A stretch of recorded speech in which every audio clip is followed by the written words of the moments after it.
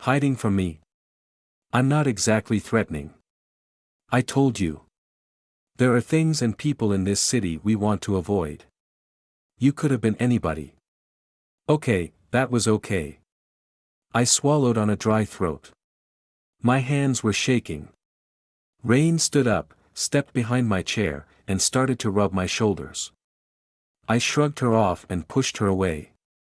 Heather, hey, it's good for you, I promise I'm not. I turned on her as the ground began to crumble beneath my feet. I groped for a way out, anything to hold back that one thought. Are you even real? I demanded. Heather. Of course I'm real. Rain grinned and spread her arms. I'm flesh and blood, you can touch me as much as you like. No, this isn't real, neither of you are real. You. I clamped down on the lump in my throat, the wrenching in my chest. You're too good to be true, Rain. You're everything I need. You're a walking, talking fantasy, my brain telling itself a fairy tale about being accepted and wanted. About a cool older girl taking me under her wing. You're not real. Heather. Tears were rolling down my cheeks. I fought to keep speaking. No. How can you be real? What a coincidence, that you're here in Sharrowford, that you happened to go to the aardvark on the exact morning I did, at the exact time I did.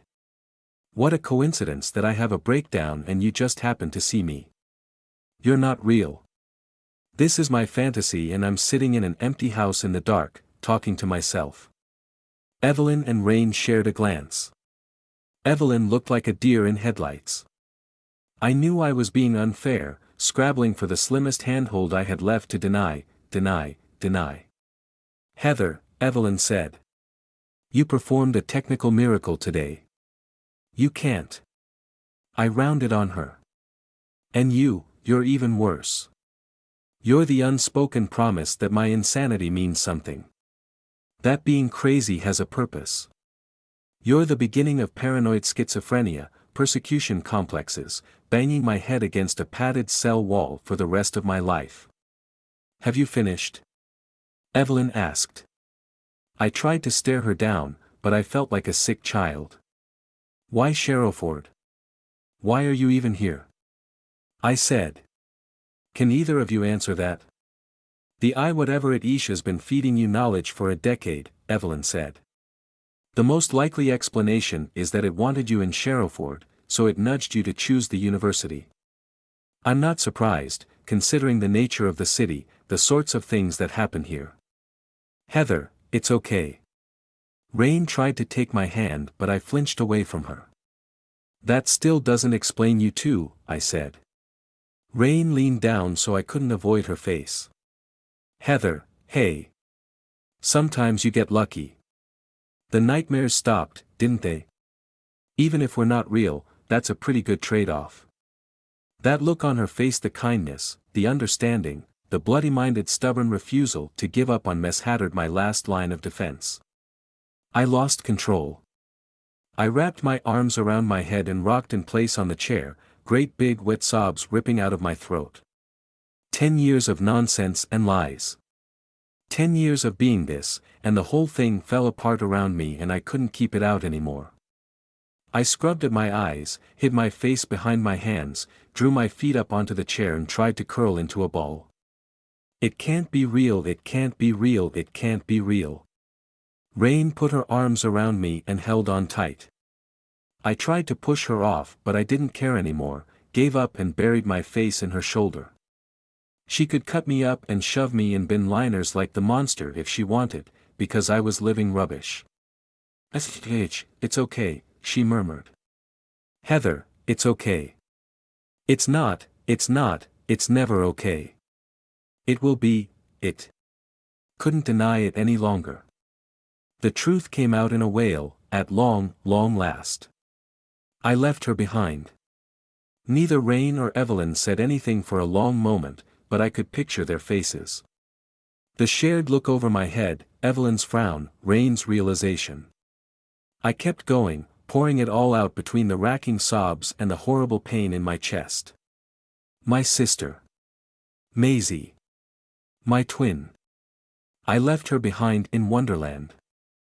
If this is real, then she was real and I left her behind. I left my sister behind. Here, Heather. Try to keep something down, yeah. You really need it. I don't feel like eating. I'd cried until empty, but the wound still ached. Twin-shaped hole in my chest, 10 years in the making. Evelyn had brooded in silence as Rain held me and hugged me and brought me tissues to blow my nose. Eventually I'd uncurled, sat up, and tried not to feel like the worst traitor and coward in the world. A glass of water and long minutes to calm down and think did help, but time fixed nothing. I'm sorry, I didn't think I'd. Heather, Rain said before I could bury myself under a mountain of apologies. It's okay to cry. It's okay to let it all out. That's some serious burden, you don't have to bear it alone. So, are we real now? Gotta start somewhere. I shrugged. What choice do I have? At least I'm not lonely. Imaginary friends are better than dying of a brain aneurysm. Rain put her hand over mine and gave me an "it's going to be okay" smile. Real friends are even better. Promise you that.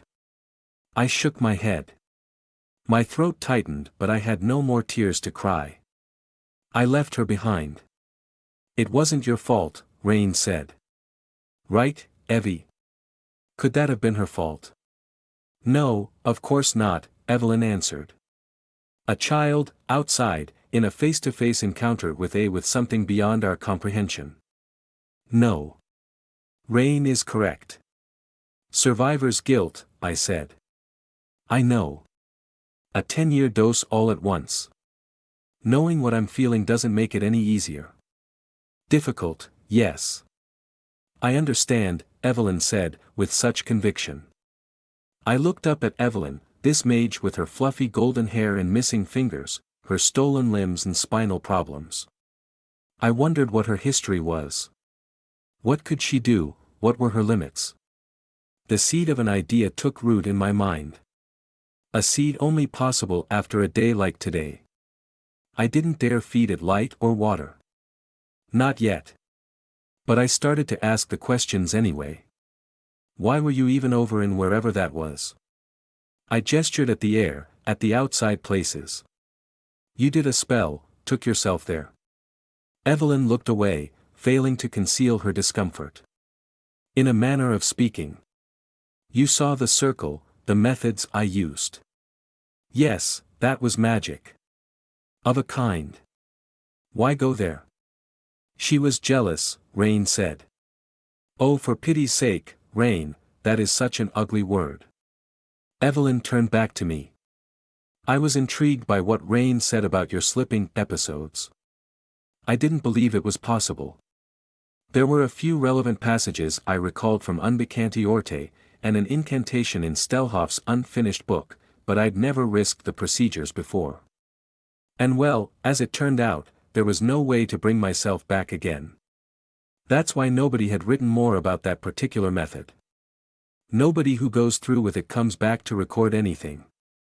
I should have known. Too easy, too good to be true. Hubris and arrogance. Rain should have been here to stop me. There's nothing about me to be jealous of, I muttered. Heroism. Perhaps. That wasn't heroism. I'm a coward. I just had to know if it was all real. Rain opened her mouth. Probably to stop me beating myself up. But Evelyn spoke first. Hardly the act of a coward. To voluntarily put oneself through such a test. I should know. I said nothing. Took up my food again. Just to fill the roaring silence inside my head. But it tasted bland and chewy now. Rain kept trying to catch my eye with another smile. And after a few moments I allowed her to find me. At least I had that. At least Rain was real. If a bit weird. Rain was busy saying something about a permanent solution to my nightmares, but I paid another sliver of attention to the dangerous seed in my mind. Evelyn, I said. Tell me about magic. Please. Evelyn started to speak. But Rain raised her voice and took my hand. Look. Heather. You've been through a lot today. You can worry about all that tomorrow. No, I said. And pulled my hand away. Rain was pretty and Rain was dashing. And the memory of her earlier violence still sent a thrill through me at the sight of her. But not like this. I won't be treated like a child. If you're going to treat me like that, I'm going to just go home and forget about both of you. It was an obvious bluff. But I kept my poker face. Rain smiled all the same. Evelyn let out a dark laugh. Perhaps you were right. Rain, she said. Heather and I are a little alike. For the next hour. With the wind picking up outside. My new friends told me truths. Magic. According to Evelyn. Was not throwing fireballs or waving wands. It was not casting the runes or reading the future in tea leaves. It was blood and bone and the application of human willpower to the secret workings of the cosmos. It was half-remembered scraps of stolen Latin and Greek and older inhuman languages from a time best left forgotten. It was to scream the names of alien gods and their unseen workings in the hope that a fragment of knowledge would yield a result. It was frequently unclean and often dangerous and potentially obscene. As I would come to learn. Her words did not do it justice. No words can. Rain and Evelyn had known each other for years. Evelyn became terse and evasive over the details. But I gathered that she'd had problems with her family's expectations of her. And Rain had stepped in to help. I found out later what exactly those expectations were. But at the time I left Evelyn to her. Privacy. Rain convinced me to eat again as we talked. And this time I kept it all down. She fixed me a mug of hot chocolate and offered to add a slug of vodka from the fridge. No. Thank you. It'll help. Promise. It's hardly the devil's juice. It's not even Tesco value. And I'm only gonna give you a little drop. You're not allergic or anything. No. No. I'm not. I sighed. Why not abandon another foundation? Oh. Why not? Go ahead. Peer pressure. Not something I ever experienced back in school. Never went to parties. Never had any real close friends. Never got offered a cigarette or stolen alcohol. That had always been for bad girls. People going off the rails. And I hardly needed any extra help to do that. The hot chocolate went down smooth. Chased with a sharp aftertaste and a slow warmth radiating out from my chest. I drank more. Sighed. And realized I'd never done this either. Sat in a cozy, comfy room with people my age. Friends. My soul was weak and sputtering. But I felt almost good. I wanted more. Where do I fit into all this? What happened to me? To Maisie and I? My throat caught when I said her name. But I had to say it now. I don't know, Evelyn said. Shaking her head. I could make an educated guess. But I don't know what it was that took you. Or what it wanted. Anything about it. This I guarantee we're all much happier in ignorance of the motivations of such a being. Rain got up and crossed behind my chair as Evelyn spoke. She went in for a shoulder rub again. This time I let her touch me. Stiff and tense at first. Wincing as she melted the knots out of my muscles. Evelyn looked on with barely concealed distaste. I wondered if it was jealousy. But I didn't have the extra mental bandwidth for that right now. Why do I see the things I do? I asked. If they're not hallucinations. Then. Evelyn studied me for a quiet moment. I have a theory. Our Evie's got theories for everything, Rain said. One for every day of the year. Evelyn fixed Rain with a dagger stare. Will you stop that? And I am usually correct.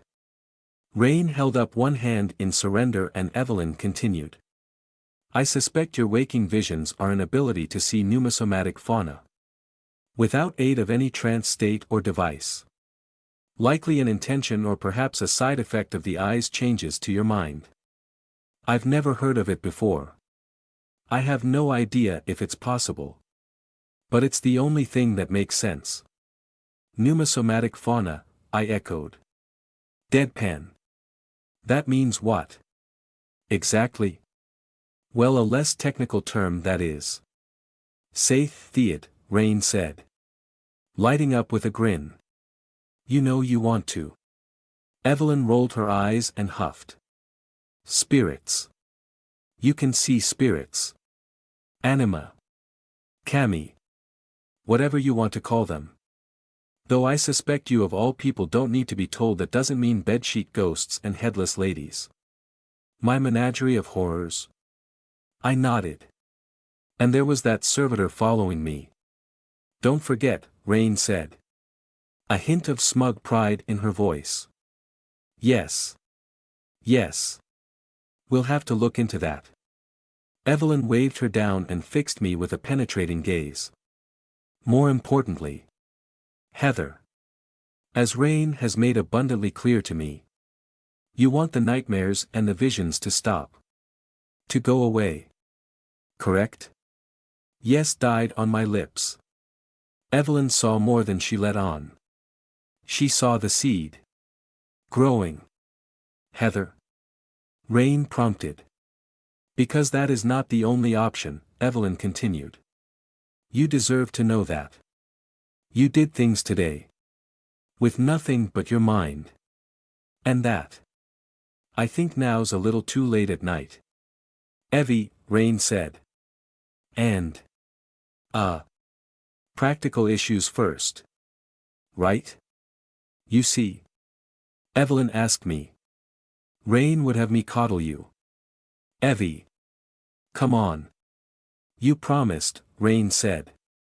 I did no such thing. You did. And hey. She saved your life today. Don't be a shit about this. You're not the only one who can sulk. Stop it. Both of you, I hissed. And shrugged Rain's hands off my shoulders. Stop talking past me and over me like I'm not here. Promised what? I'm gonna put the warding sign back on your hand, Rain said. And under your pillow. And on your door. And Evelyn here. My lifelong friend and ally, she said with an unexpected twist to her tone. Is going to help look into a more permanent solution. Aren't you? Evelyn looked unimpressed. Arms folded. If you can make the nightmares stop. Then, I swallowed hard. It had been 10 years. One night in Wonderland had ruined me and torn out half my soul. Not the only option. Revenge? Rescue? I dared not touch the idea too closely. White hot and impossible. 10 years. I couldn't think that way. I'd drive myself over the edge. My resolution must have shown on my face. Though. Because Evelyn took a deep breath and answered me. Yes. Yes. I do believe we can stop the nightmares. Using the warding sign will buy us time for a more permanent solution. We'll have to see. There you go. Wasn't so hard. Was it? Rain asked. Evelyn huffed. This is the hardest thing I've ever done, I muttered. In more ways than one. It'll be okay. I promise, Rain said. And squeezed my shoulders. Says you. Yeah. Damn right. Says me. Welcome to the real world. Heather. And then there were 3. I suppose you want to hear about the rest of it. Don't you? About the events in Sharrowford the following year. The ones which made the national news. The ones you don't know half the truth about. And after. About how we turned back the clawing at the rim of reality. But first. About those in Sharrowford my new friends were so eager to avoid. And about my twin sister. About Maisie. Don't come here. Providence or Adams 2.1. 2 weeks and a day after the night which altered my life forever. I did a new and brave thing. I answered my front door at 11 in the morning. Might not seem like much. Unless you're used to seeing monsters around every corner. A month ago. I wouldn't even have acknowledged the knock. That would risk opening the door to a leering skeletal face. Or 600 pounds of fur and blubber covered in mouths.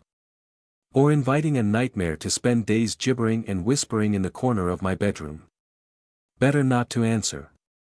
Pretend I wasn't home. Hide. But now I was safe. Now things made sense. In a limited fashion. I was still adjusting to the fact that I wasn't mentally ill. At least not in the way I'd believed. The world really was demon-haunted. So I left my book and carried my mug of coffee to the door. An unbidden smile tugged at my lips. The smile froze when I opened the door and found Evelyn waiting there. By herself. My mouth stalled in a greeting for the wrong person. I was suddenly conscious of my messy hair and my slept-in pajama bottoms and the unmade bed behind me. Good morning. Heather. Good. I took a deep breath and gathered my composure. I'm sorry. Yes. Good morning. Evelyn. You surprised me. Being here. On my doorstep. I mean. Evelyn nodded. As if my loss for words explained everything. Expecting rain. Were you? Actually. Yes. I was. It's okay. I'm sorry. Come in. Please. I stepped aside and closed the door as Evelyn made her way across my tiny flat. Her walking stick tapping on the floorboards. My face flushed as I felt her eyes rove across the detritus of my disorganized life. Stacked books all over the place.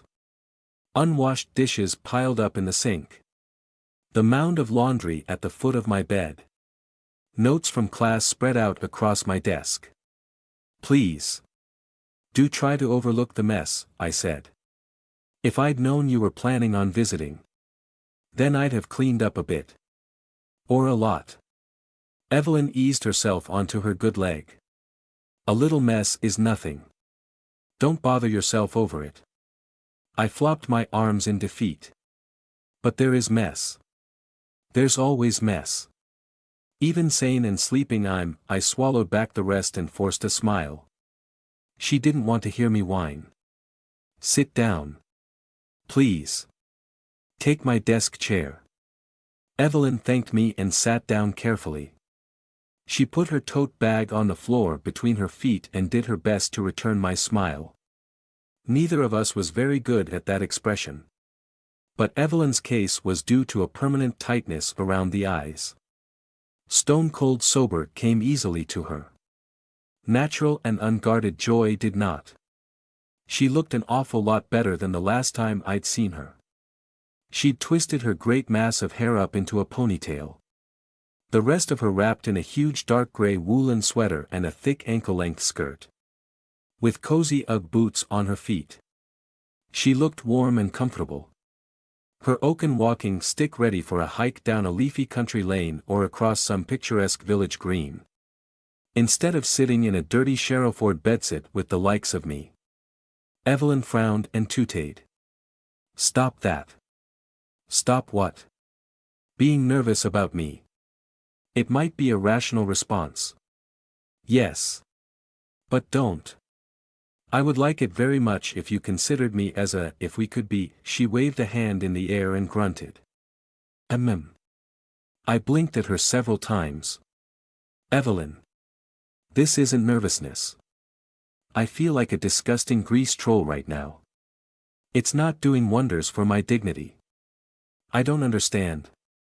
This is the first time we've seen each other since our unscheduled dimension-hopping accident. I wasn't exactly in top form then. Between the vomiting and the bleeding. And now I haven't showered yet this morning. I'm still in the clothes I slept in. My hair is a rat's nest. Not to mention the state of my flat. I can only imagine what you must think. You could have called me before visiting. Given me warning. I'm wearing pajama bottoms. For crying out loud. Oh well, so am I. Evelyn tugged up the corner of her skirt to show the ankle of plaid pajama bottoms underneath. Yes. But you're clean and well put together. You can get away with that. Even as I spoke I realized that was hardly fair. Evelyn had heavy, dark bags under her eyes. Her hair was clean. But it probably hadn't seen a brush this morning. And certainly no touch of the hairdresser's scissors for many months. Her clothes were fresh but old and well worn. The collar of her sweater darned and mended with different colored thread. Evelyn started to respond. Then sighed and rubbed at the bridge of her nose. She drew herself up as straight as she could with her crooked back. And I felt a sudden desire to shrink away. Certain she was about to yell at me. You're right, she said. She swallowed and looked at the floorboards. Shoulders tense. Face stiff. I should have called. I should have acted normal. I've gone and made you uncomfortable. That made me want to hug her. I didn't. Of course. Sane and sleeping I may have been. But boldness was not in my nature. No. I'm sorry, I said. And felt lame. Forget it. I was rude to mention it. Do you want something to drink? If you don't like coffee I have some tea as well. Evelyn kept her gaze fixed on the floor. I am not very good at socializing. Not very good at maintaining friendships. Oh. For goodness sake. Evelyn. Neither am I. She finally looked up. A mote of understanding passed between us. And Evelyn nodded slowly. I brewed a cup of peppermint tea for her. Then left her with the run of my books while I squeezed myself into my flat's tiny bathroom with a clean change of clothes. Only once I was under the shower did I realize that I hadn't asked her why she was here in the first place. When I returned I was delighted to find Evelyn had made herself quite at home. She'd settled back in the chair. With her cup of tea perched in a clear spot on my desk. A real smile crossed my face as I recognized my copy of Paradise Lost. Propped open in her lap. Have you had the pleasure of reading that before? I asked. I sat down on the bed to dry my hair and resisted the urge to rub my sternum to massage the untouchable bruise inside my chest. That strange bruise had pained me since that night. Since outside. Wounded internally in some obscure manner I couldn't pinpoint. Rain had plied me with good food. Guilty food. Fried chicken and supermarket sushi. Fresh fruit and scrambled eggs. But all the protein in the world didn't help the bruise to heal. Evelyn closed the book. No. No. I haven't had a lot of time in my life to read for fun. Feel free to borrow it if you like. Milton's one of my favorites. I know poetry isn't for everybody. Especially old poetry. It's not a popular form anymore. But I love it. Perhaps. Evelyn raised an eyebrow at me. So. I take it you wouldn't have minded if it was rain at your doorstep this morning. Seeing you unshowered and unclean. That's different. Is it really? She's already seen me at my absolute worst. There's not much more for her imagination to fill in.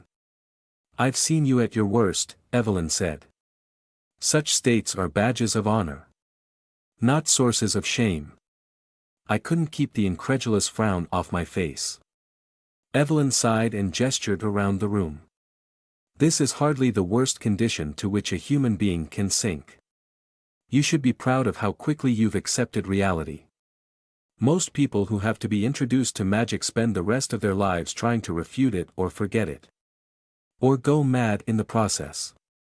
You're not smearing your own excrement on the walls. Are you? A lump formed in my throat. She didn't get it. Well, no. But. You're doing better than I did. I struggled with a moment of pain and frustration. Then pulled a false smile to control myself. Evelyn. My state has nothing to do with monsters and magic. It's because of Maisie. I'm not struggling to accept reality. I'm grieving for my twin sister. Ah. Well. Evelyn cleared her throat. That's different. Yes. Yes. Of course.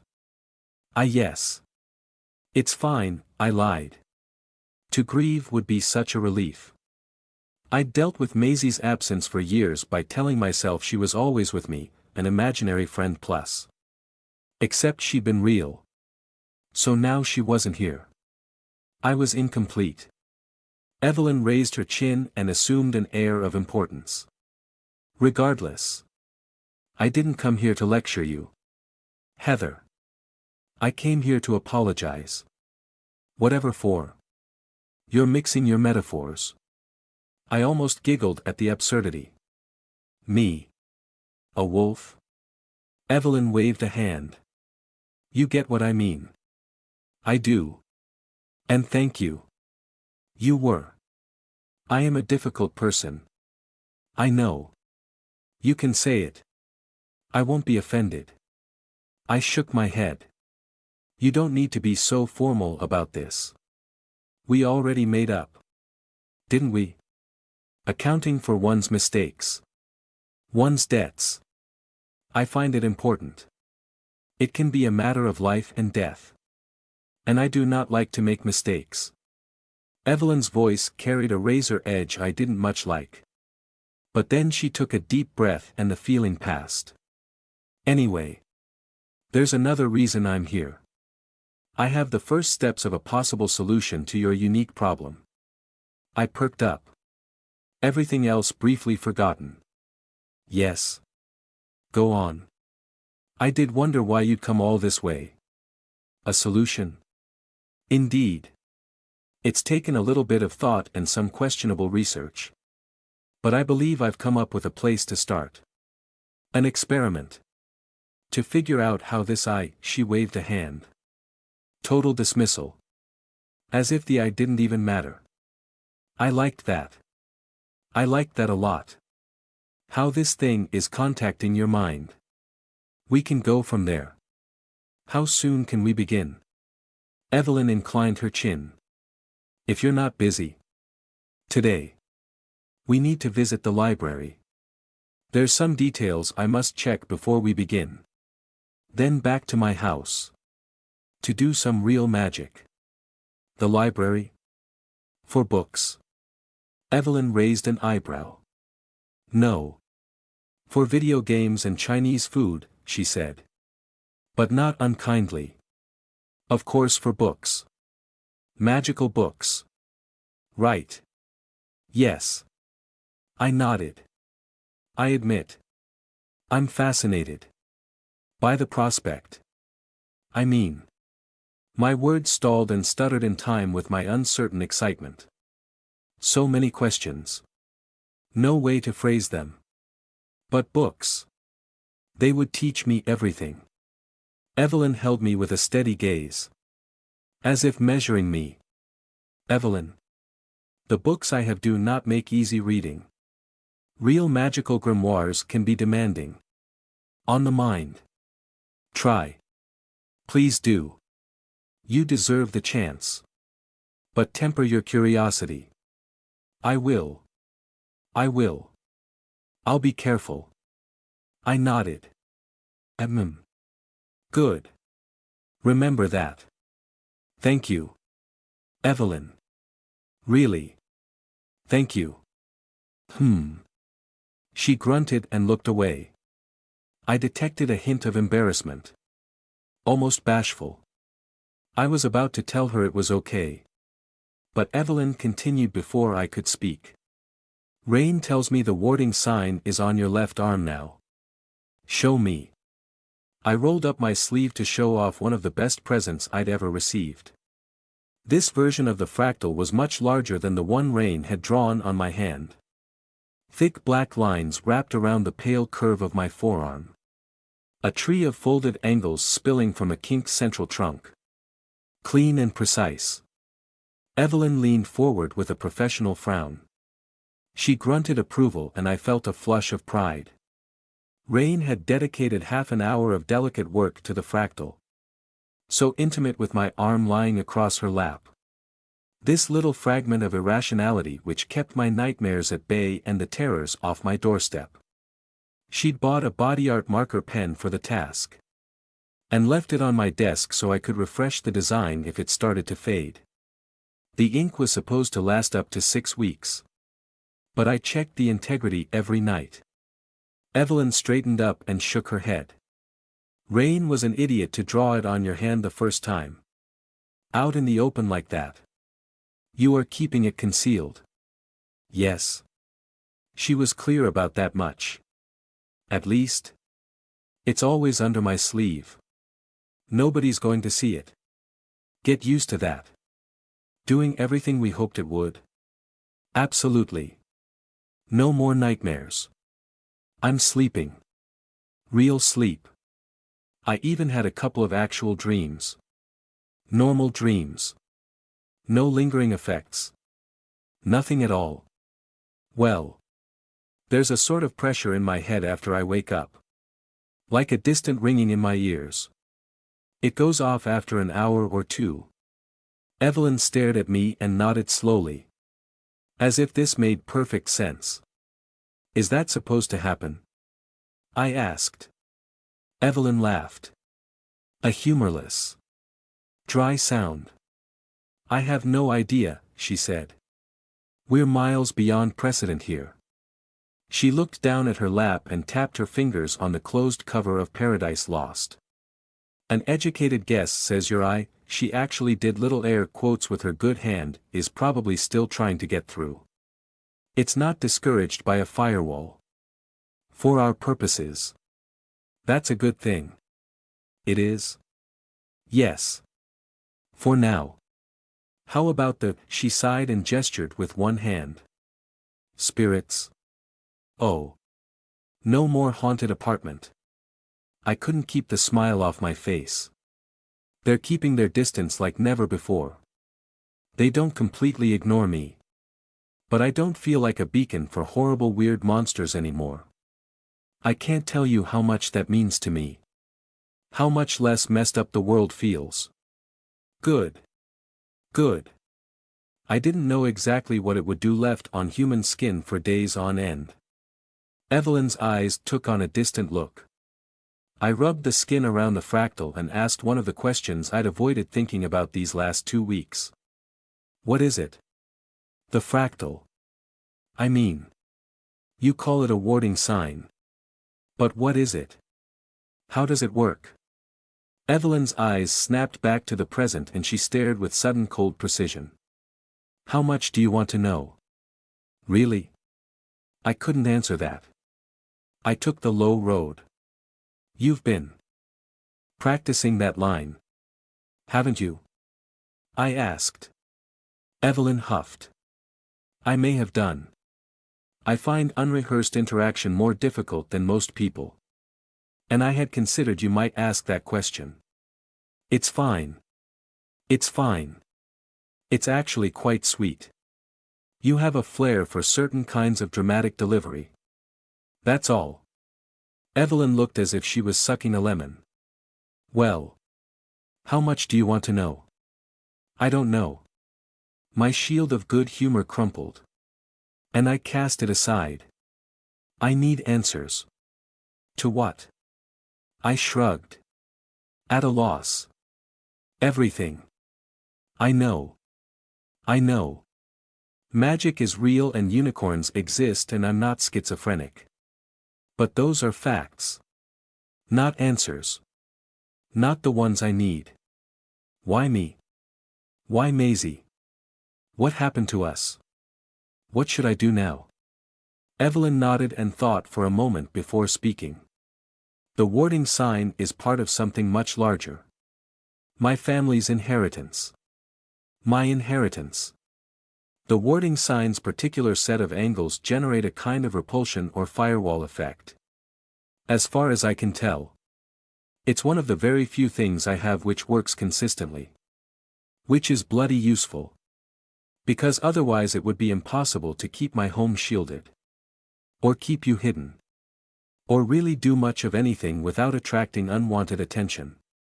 As she spoke, Evelyn stared at the exposed fractal on my arm.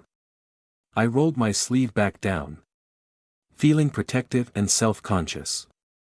I think I understand, I said. I suppose Rain did the actual penwork for you. Yes. Yes. She did. And she's been visiting you every day. Has she? Spending a lot of time together? Not every day. I shook my head and forced a laugh. Just most days, an edge in Evelyn's voice prompted me to edit the truth. Rain had eased herself into my life with shameless familiarity.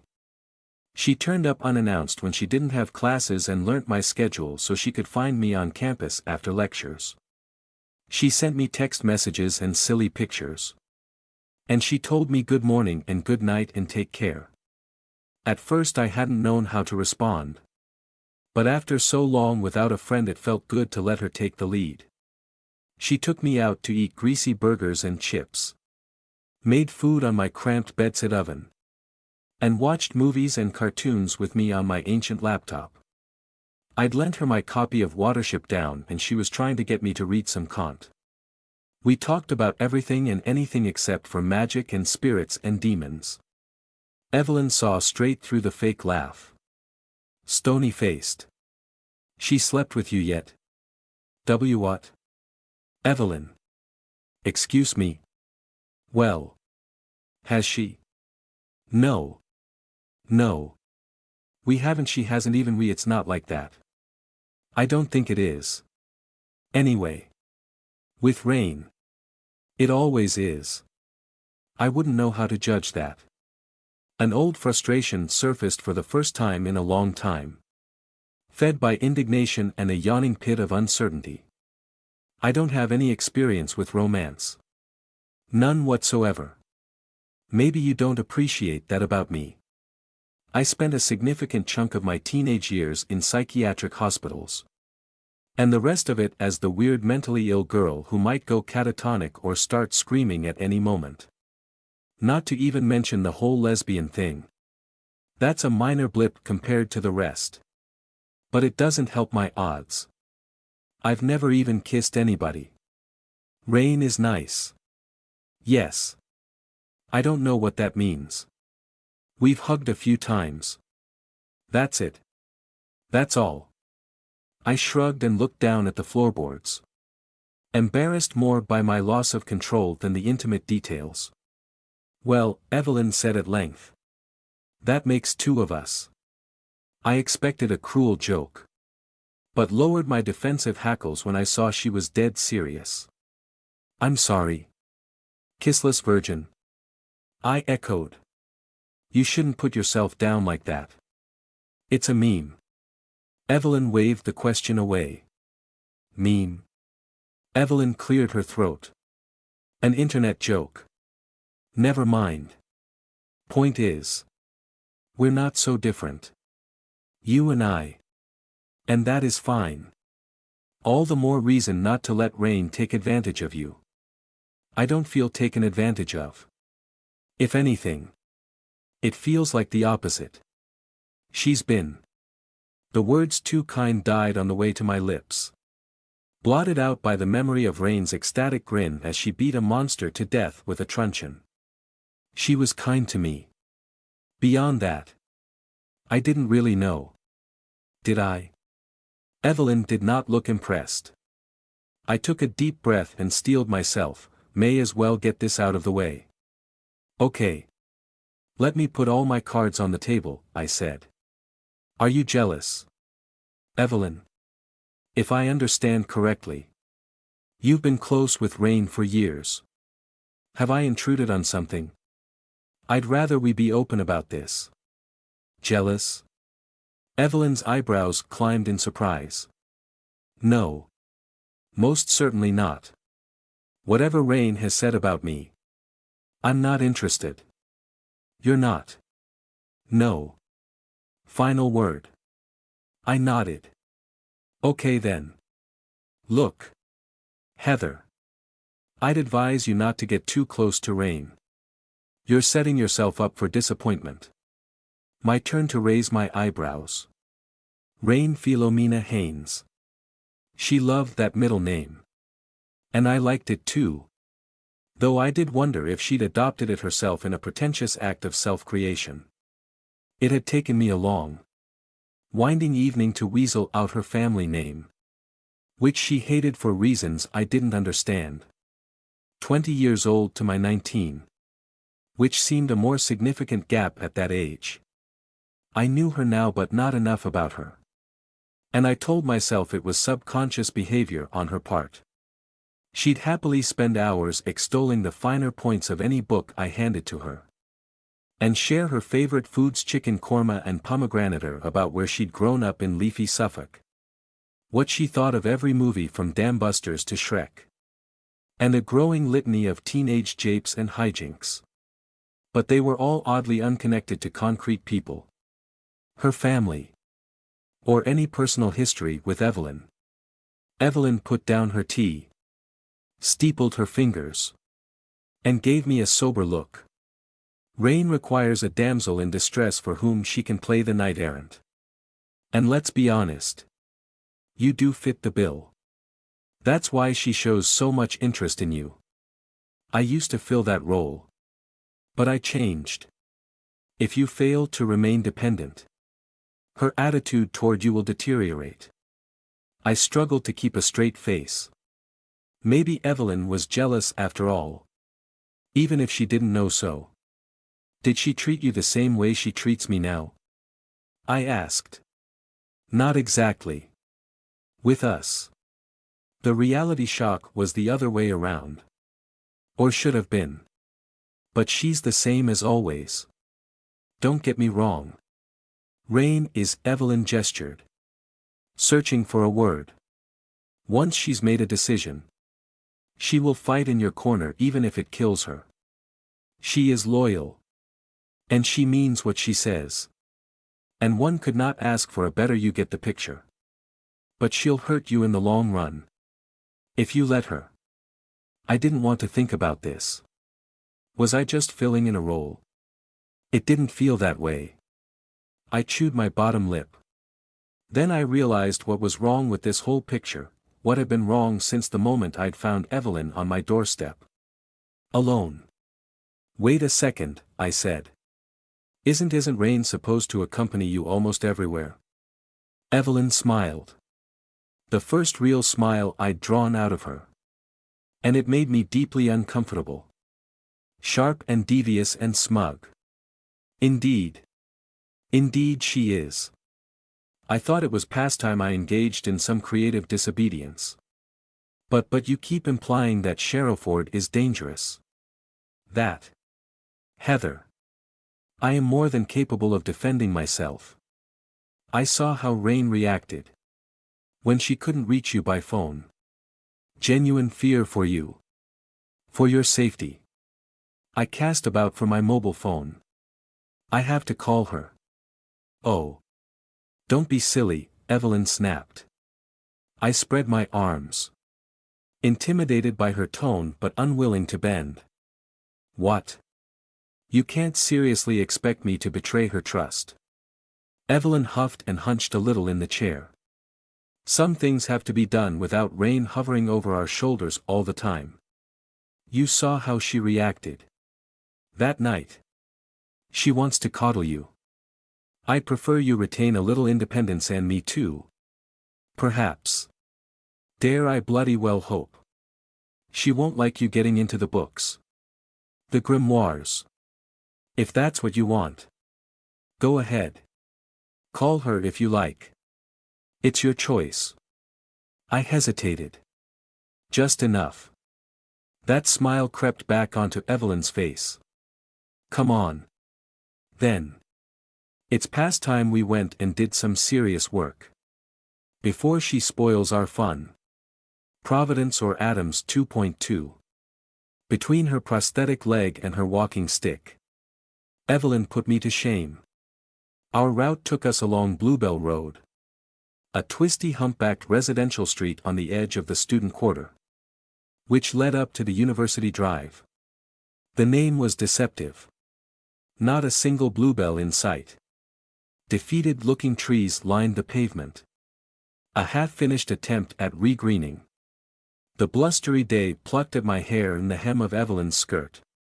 This was the first time I'd seen her walk any real distance, and I was ashamed by my own assumptions. That she'd be slow or awkward or have to stop to rest on the way to campus. Her limp was only apparent if you watched for it. And I was too busy keeping up. And rubbing the base of my ribs. The urge to rub a bruise is almost universal, pressure and compression feel good. But I couldn't reach the supernatural bruise inside. Walking and breathing harder made it worse. A throb at a deeper level than mere muscle and bone. I'm fine. Really? I'm fine, I said as Evelyn gave me the third questioning look in as many minutes. I forced myself put my hands in my coat pockets. You don't sound fine. It's just this ache. Since that night. Since the brain math. We had to wait at the zebra crossing opposite University Drive. I took the opportunity to lean against the guardrail. Taking deep, steady breaths for a few moments. Doing my best to will the ache away. Look around you, Evelyn said. She was staring at the pigeons perched on an overhead power line. At what? What are we looking at? Anything. Everything. It's good practice. Who's watching us? Look around. I did as she asked. Feeling silly and skeptical as I glanced up and down the street. Like we were little girls playing spies. Cars passed in ones and twos. A six-limbed beast of bristles and spines lumbered along the end of a side street. A couple of other students plodded up the opposite pavement. A pack of things half wolf and half ape picked their way across the suburban rooftops. Pigeons cooed. I shrugged. Nobody suspicious around here. What about the numismatic fauna? Quite normal. For a given value of normal. Evelyn. This feels absurd. What about them? She nodded at the pigeons. I stared at her for a moment and hoped I'd misheard. The pigeons, I said. Yes. The pigeons. They're watching us. Right. Pigeons. Evelyn spoke softly. We're perfectly safe right now. Yes. But this is part of being safe without always relying on rain. Watchfulness. Care. Attention. Any of those animals could be carrying a little demonic passenger. Bird brain scooped out and replaced. Relaying information back to the mage who put it there. I can't tell just by looking at them. Any more than you can. You can't. Right? No. There you go then. We must be aware of the ever-present possibility of being watched. Like with the servitor following Rain the morning she found you. We've no way of telling who or what sent that. Pay attention. The habit will help. I sighed. A big heavy puff. And Evelyn hiked an eyebrow at me as if expecting a challenge. You're as bad as Rain, I muttered. She frowned. Perplexed. What? What does that mean? You don't get it. You can't. I'm trying to unlearn a decade of behavior based on the incorrect assumption I had schizophrenia. The last thing I need right now is to suspect I'm being watched by birds. She stared at me for longer than was comfortable. But I stared back until she grunted. Fair point. Equals. Sharrowford University Library was a hybrid monster. A chimera of brutalist block tower welded to an aborted neoclassical facade. Wrapped around a spun glass kernel of abused Gothic revival. All built on ancient stone foundations. It had begun life as a fortified manor house in 1456. Pounded into gravel 2 centuries later by parliamentarian cannon. Gifted to the university and rebuilt. Restored by arrogant Victorians. Wounded by stray Luftwaffe bombs on their way to Manchester. And at long last shored up with 1960s concrete. Birds strutted and preened across the rooftops. Their nests wedged between air conditioning units.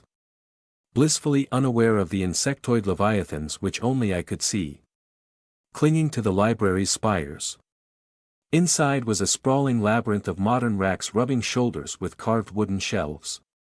Vomit-brown carpet rubber stripped to worn oak floorboards.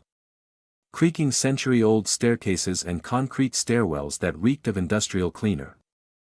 The Dewey Decimal System fought an endless siege against the privations of resource description and access standards.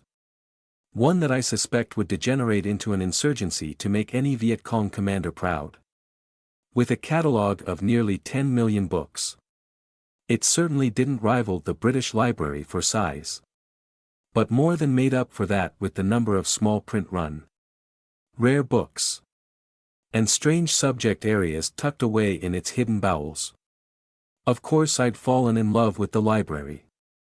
This was the primary reason I'd picked Sharrowford University in the first place. I refused to tolerate the idea I'd been influenced by the eye in this respect. This love was mine. Thankfully the library was quiet this time of morning. At least once Evelyn and I passed the front desks. Few spirits stalked the tangle of the library stacks themselves. A mere handful of lurking multi-armed grazers. At last now they'd keep their distance entirely. Down. I asked once we were alone in the stairwell. Where else? Evelyn led the way. Her gait more awkward on the wide steps. I'd been down here twice before by myself. Just to bask in the glow of all those books and the enclosed silence despite the modern no-smoking signs and air vents. I'm going to take a guess, I said. You hide an occult library in plain sight. In the rolling stacks. Evelyn frowned sidelong at me. If I wanted to invite disaster. Don't be ridiculous. I flushed with embarrassment. But Evelyn didn't seem to notice. We turned a corner and found the corridor terminated by a very solid wooden door. Strong enough to withstand a battering ram. A small brass plaque was bolted to the front. Rare and restricted books, no student admittance without staff permission. Evelyn produced a keyring and unlocked the door. Are we breaking the rules? Is that key legitimate?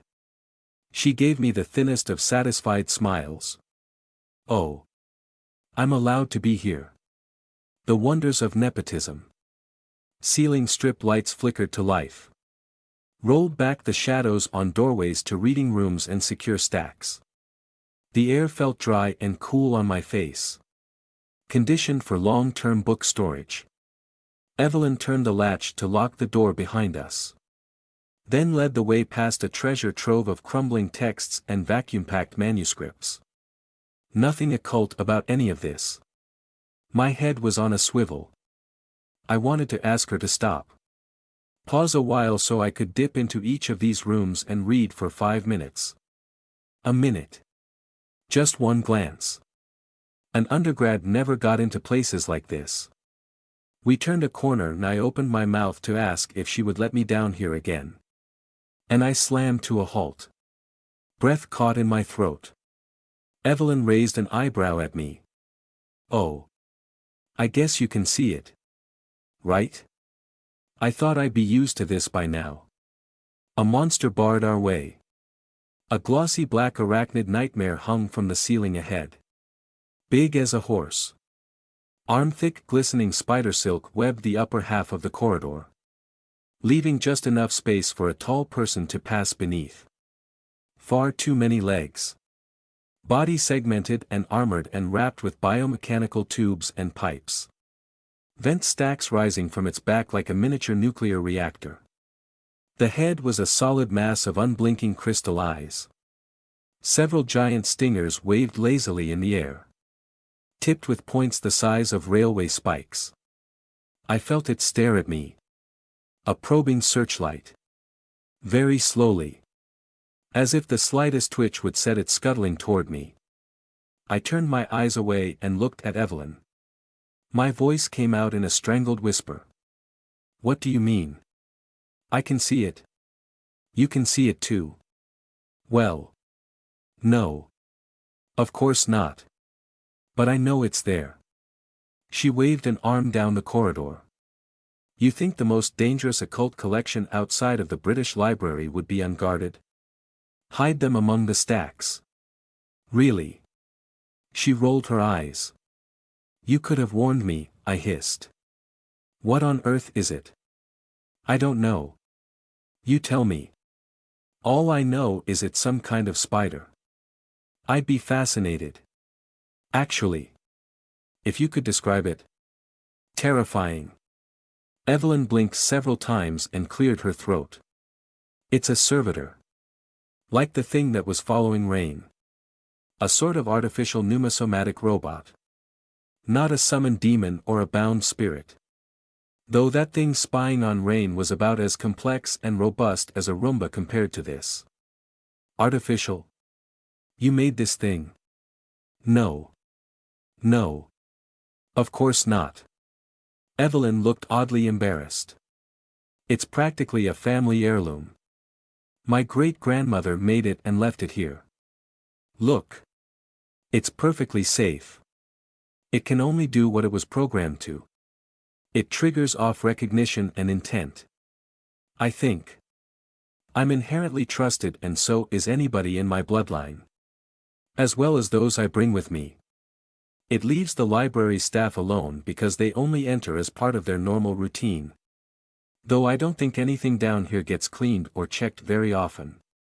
Unless you're planning on knocking me out and stealing the books.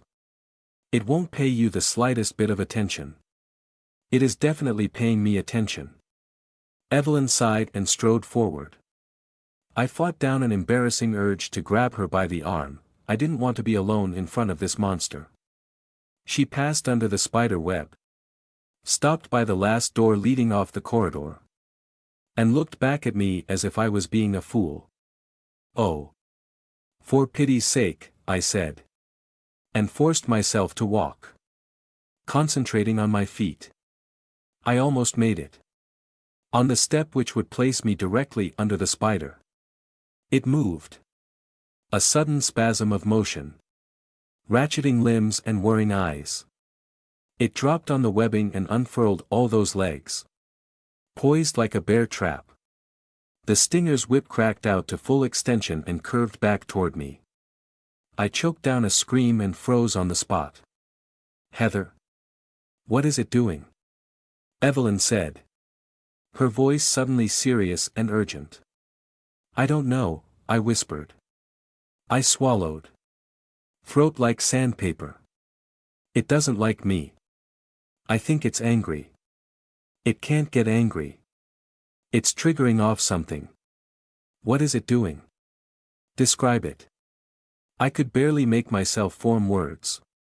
Let alone follow instructions. Instead, I took a half step back. Wrong choice. The spider followed. Inching forward with muscles tensed and stingers quivering.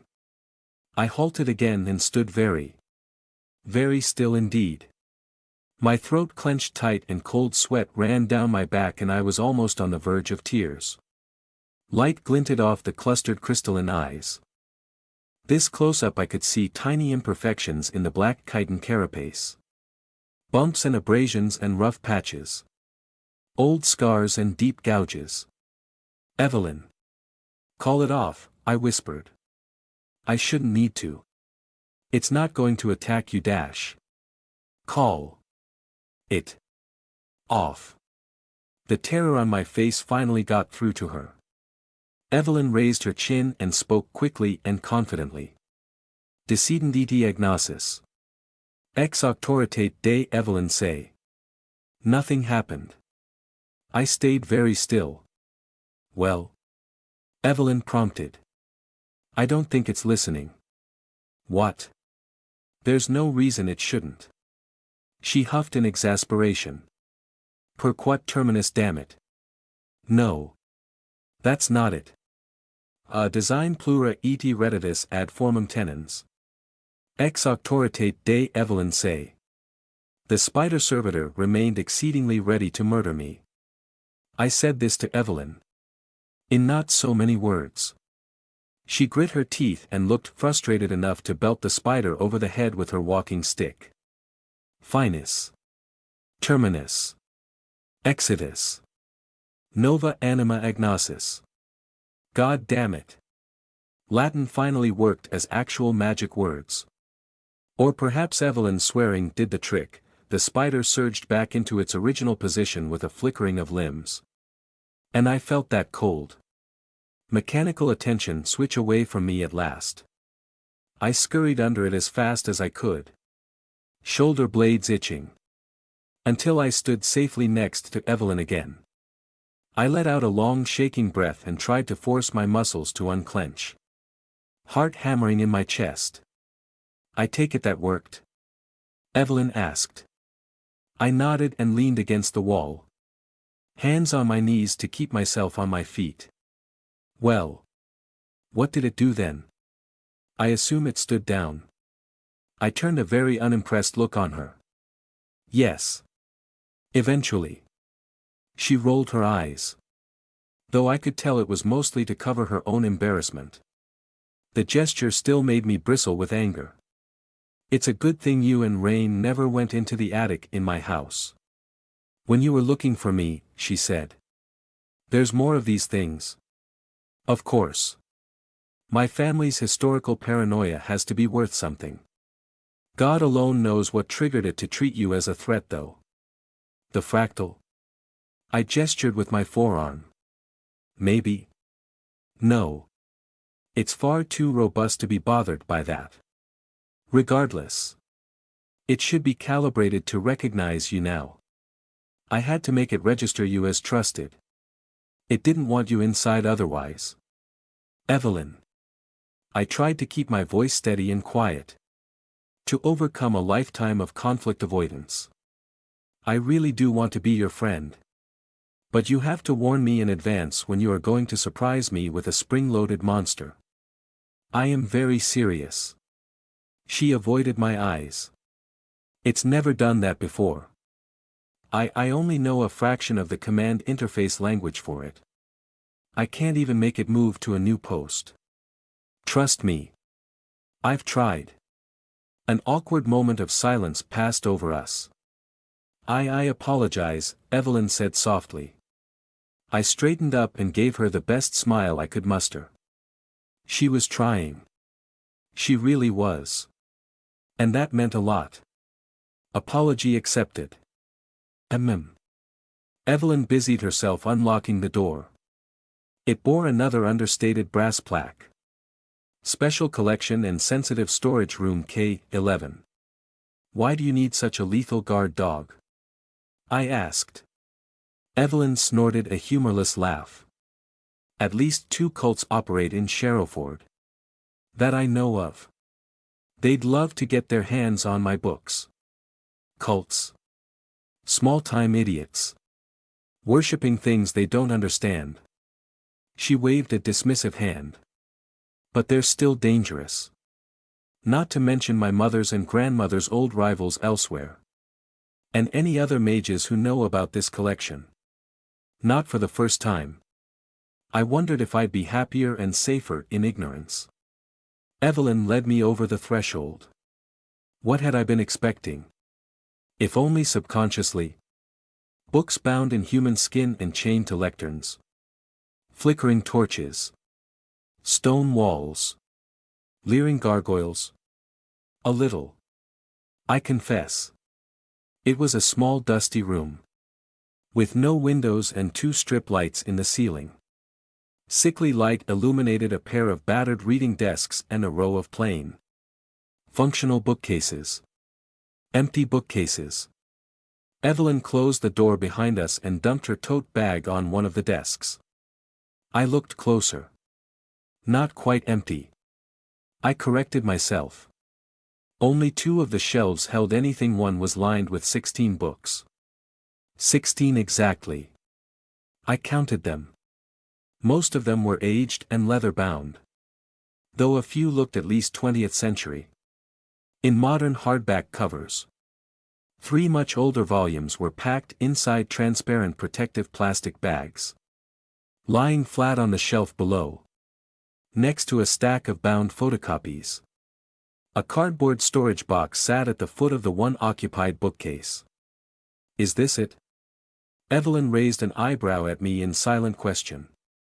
I shrugged. Unsure what to say.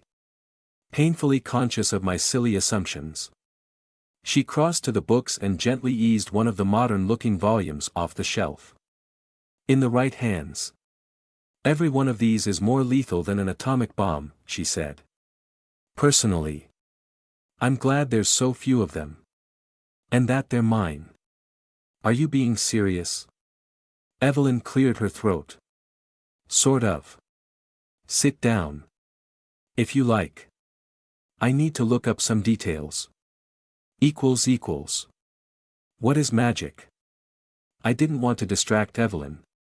But I couldn't hold the question back anymore.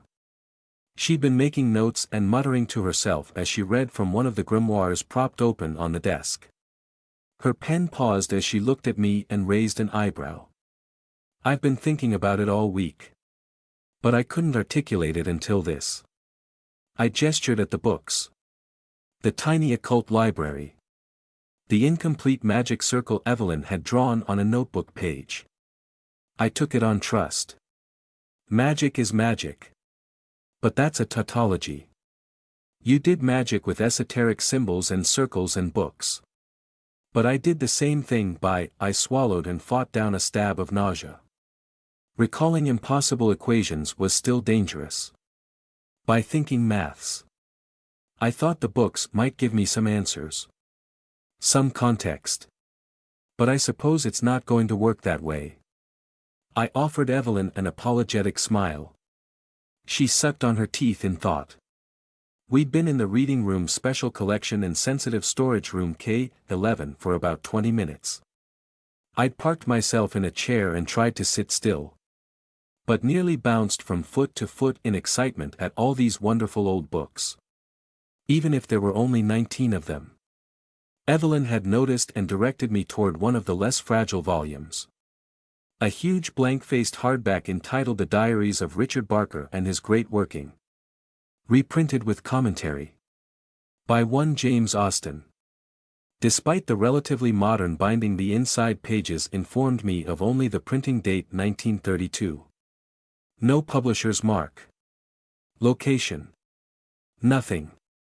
Just don't read any Latin or Greek out loud, Evelyn had said. Even under your breath. Whoever Mr. Barker was. He was very 17th century. And his diaries consisted of a lot of magical experiments. Summoning demons. Communing with angels. And when I read between the lines. Several brutal murders. The symbols he included made my head hurt. They looked wrong. My fascination had curdled. Returned to the cold reality of academic rigor as I'd flicked past pages of regurgitated medieval mythology. The commentary was worse. An unreadable jumble of concepts: somatic transfer membranes. Cellular resonance. The dangers of astral voyaging. Whatever all that meant. I flipped the book shut to illustrate my point. None of this means anything to me. None of it seems real. What is magic? How does it work? Evelyn nodded slowly. She put her pen down and folded her hands together. I don't know, she said. You don't know? Is there an echo in here? I goggled at her. Unsure of her sincerity. You're the magician. Evelyn. What do you mean? You don't know. Evelyn raised her chin and stared at me in silence. Like a professor waiting for a bright but slow student to comprehend the point under their own intellectual steam. I felt like I was the butt of a joke I didn't get. I shook my head at her. Lost for words. I'm not much of a teacher. You understand, she said. I'm not going to be good at this. And this is not going to make sense to you. A note in Evelyn's voice rang false. She was putting on a role. The wizened master of occult secrets. I never would have noticed the artifice if I'd been my usual sleep-deprived self. I couldn't fathom why she was acting like this. And I'm not an idiot. Evelyn. Please don't treat me as one. She inclined her head. I'm not. Here. Let's say you're a metalsmith in 2500 BC. Okay. You know how to make iron weapons and armor. You know how to smelt the metal. How to get it from the ore. Where the deposits are underground. Every part of the smelting and smithing process is done by eye. By feel. You know how hot the fire should feel at every stage. What color the metal should be. And that's how you judge when to hammer it and when to quench it. Do you know the temperatures involved? Can you put specific numbers to those temperatures? Can you measure them? With Iron Age tools. I nodded. Following in an instant. Right. Of course you can't. You don't know what iron atoms are. Or how they reform and bond during the smelting process. You don't know the chemical composition of metal. You just know how to get the results. She rummaged in her tote bag and produced the white quartz invisibility stone. The one she'd used on me. A result. I don't know how it works. I don't know how magic works. I suspect nobody does. Nobody. At all. Evelyn shook her head. Surely somebody has tried. You say there's more mages out there. There's a whole magical ecosystem. Cults. People. Right? Yes. But it's not straightforward. Then someone must have tried to apply modern science. Done systematic experiments. Come up with some first principles. This isn't the Dark Ages. This is the 21st century. I glanced over at the books. Frowning now. My mind chewing on issues I'd ignored. Why is this stuff hidden down here in the first place? How could an entire branch of reality, physics, whatever you want to call it, go hidden for centuries? This is making less sense the more I think about it. Evelyn leveled a very cold gaze at me and started to speak. Imagine a field of study in which too much progress, too fast, results in one's madness or death, in which any attempt to contact one's peers risks them murdering you to steal what secrets and power you've amassed, in which the best way to experiment is to commit unimaginable atrocities, in which, for hundreds of years, any public attention would have you burned at the stake. And in modern times will see you locked in a mental asylum. There is no pipeline of talent. No safe harbor. No peer review. No civilian applications. That speech sounded very well rehearsed. Evelyn's whole act fell apart. She shrugged and hunched her shoulders. Her air of superiority dropped away. Suddenly she seemed very small and weak. Curled up to protect herself from the world. I felt so mortified by the impact of my words I didn't know what to say. I wanted to reach over and take her hand. Cross the table and hug her. I am sorry. I didn't dash. Evelyn waved a hand. You're right. Completely right. It's just a version of what I got drummed into me as a child. Except I had it less as a warning. More a justification. That's okay. I didn't mean to knock you off your flow. You just seemed so fake. Pretending to be somebody I'm not. Forget it. Better to call me out on it than let it fester. Well. Okay. If you say so. I sketched a smile and hoped it looked reassuring. Accepting. Kind instead of shaken and insecure. Was I supposed to reassure her here? I'd touched a nerve of personal history and wasn't sure I should dig any further. Evelyn didn't seem bothered. She tapped a finger against the tabletop. Lost in real thought. No longer playing the role. I meant everything I said. Even if my delivery was bloody awful. I really don't know how magic works. Evelyn sighed and waved a hand. As if trying to summon an idea she'd shoot away. What I do have is various working theories. Things I learnt as a child. The scraps my mother left in her notebooks. Your mother? Yes, Evelyn said. And shifted uncomfortably. She never put anything in print herself. No reason to. But I have most of her notebooks. I can share what little I know. Please. Please do. I can't express how hungry I am to understand. Evelyn. Please. Anything you have. Don't beg. Evelyn shot a strange frown at me. You're better than that. I blinked at her in surprise. But she continued before I could say anything. Magic, Evelyn began. Magic is manipulation of the underlying structure of reality. Via the directed application of human willpower. That willpower requires shaping. It needs conduits to flow through. Tools to access the controls magic circles. Symbols. Bits of Latin and ancient Greek. You can break the laws of thermodynamics. For example. In limited. Local ways. But they always reassert themselves. Physical effects are more difficult the larger they are. Mental effects are damn near impossible. Hypnosis or mind control or implanting ideas. The human mind is largely tamper-proof to direct magic. Summon things from outside. Though. And all bets are off. They break all the rules. That's the basic 101. Best I can do. That's surprisingly straightforward. But it doesn't really explain anything. Somebody would know about magic. There would be I don't know.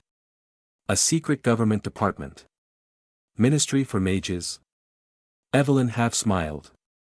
A minimalist laugh. That would make life easier. She spread her hands. Hesitated. Then seemed to withdraw into her thoughts. Resigned to something she didn't want to face. Evelyn. Evelyn. Evie. That made her look up.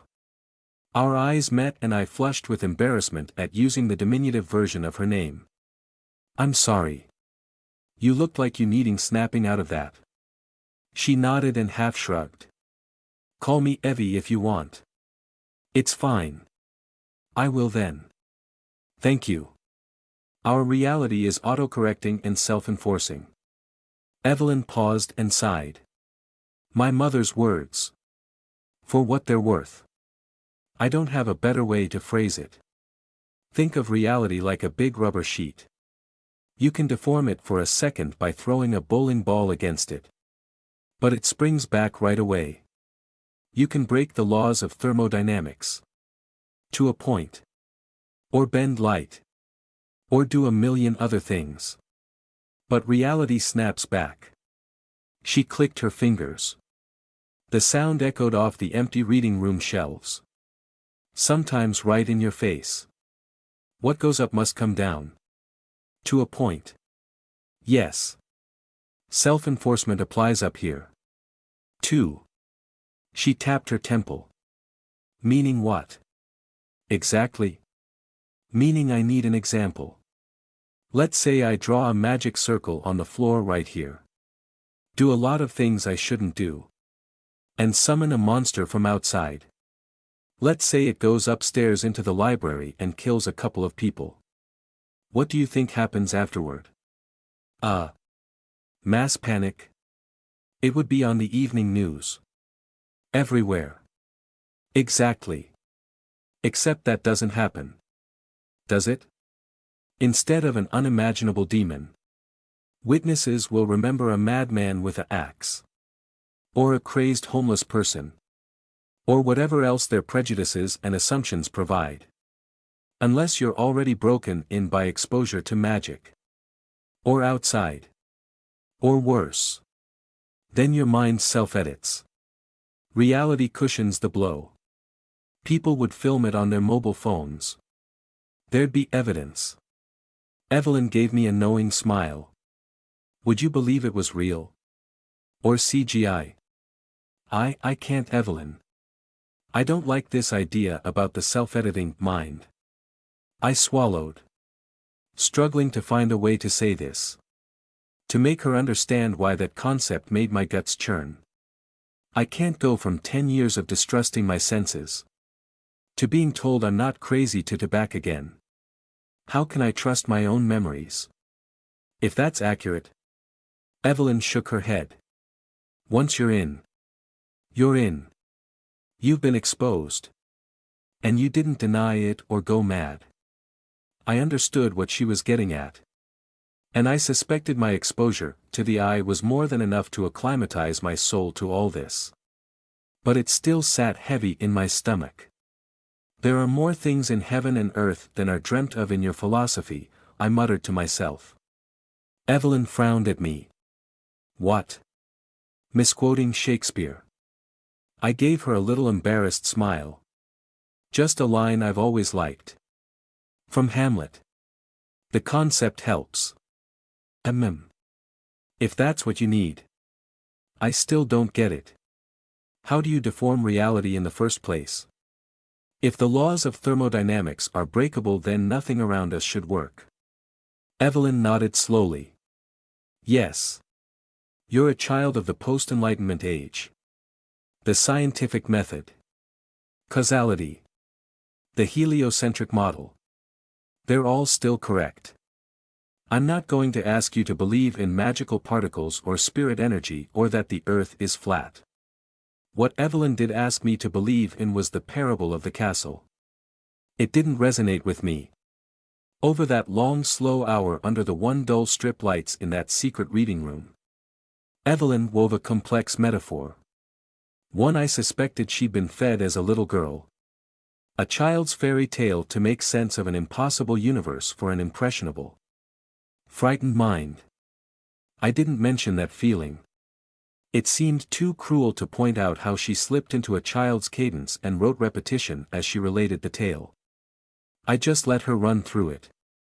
For whatever comfort it gave her. Over time, I built my own version of Evelyn's metaphor. One much less charitable than what her family had left her.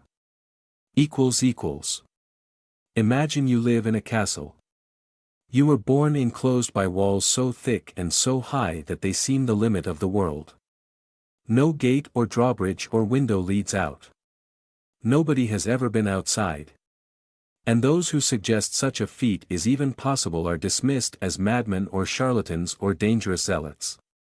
Inside the castle, life makes sense.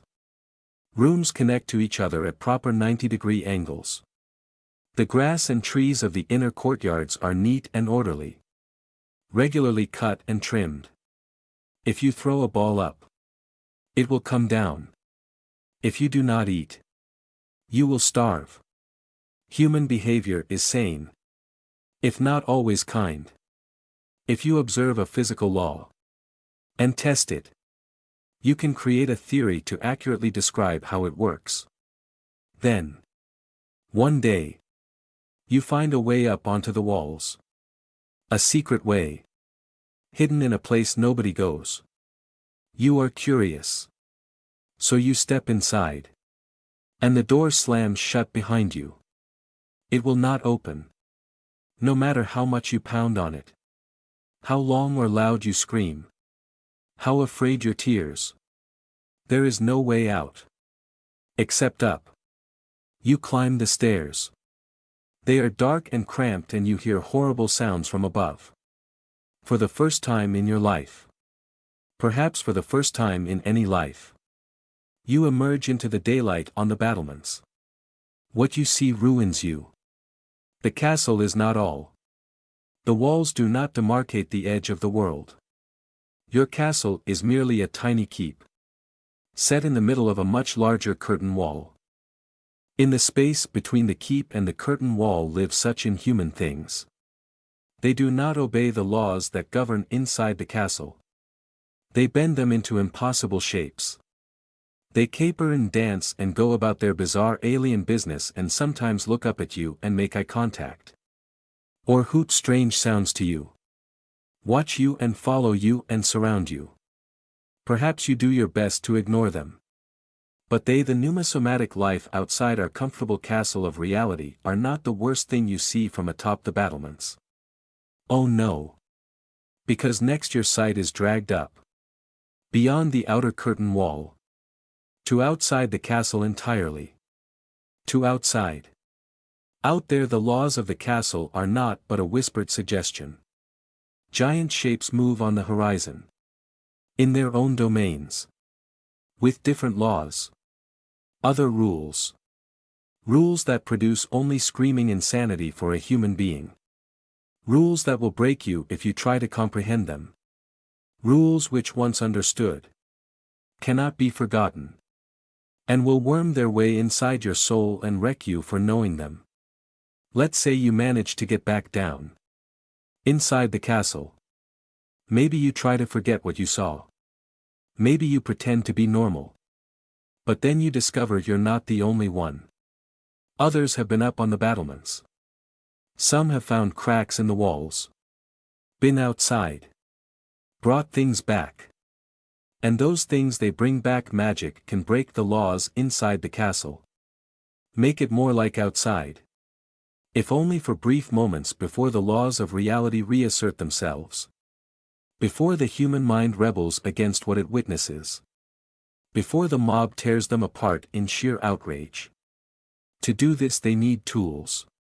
Protection from the searing truth of the outside. A framework through which the fragile human mind can operate, magic circles and symbols. Dead languages. Rituals. Bloody knives and stained altars. And these things do not always work. Do not always protect so well. And then. Last and most terrible of all. You realize that you are unique. That you alone can bring things back from outside merely by thinking them. Providence or Atoms 2.3. Evelyn wound up the parable of the castle. Watching me with faint hope in her eyes. That's very comforting, I said. I hadn't yet constructed my own far less optimistic version. She nodded and smiled a sad kind of smile. It does make some sense of things. Even if it's a bad metaphor. Map isn't the territory and all that. The other way to think of it, which my mother was fond of, is that God was a poor workman who left a lot of holes in reality. But, all my 2-week-long suppressed curiosity was leading up to one unthinkable prospect. A concept so tender and fragile that I couldn't approach it head-on. I needed every piece laid out, accounted for and examined, before I could form the question. So I can do magic with my mind, I said. No. No. Self-implementing hyperdimensional mathematics. That's what you did. I think. Evelyn paused and looked at me with a funny frown. Can we talk about this without making you vomit? These floorboards are no fun to clean. I blushed a little. As long as you don't expect me to write the maths down. Well. Your eye. I think it's been feeding you hyperdimensional mathematics. An access method for the layer of reality which underpins everything. The stuff magic manipulates. When you transported yourself to that world of rock and stone. Outside. It took you minutes. Rain told me. No tools. No knowledge. No books. That spell took me over an hour. You skipped magic. Went straight to the result. Her voice was low. Serious. Admiring. It left me deeply uncomfortable. And lost a lot of blood. And my lunch. I don't recommend you make a habit of it. The human mind was never meant to jam itself into the gears of reality so unprotected. You hardly have to tell me that. I sighed. Look. This contradicts everything you said before about it being impossible to apply the scientific method. Evelyn sighed and waved a hand in dismissal. It's just a theory. One my mother dabbled in. She didn't believe it though.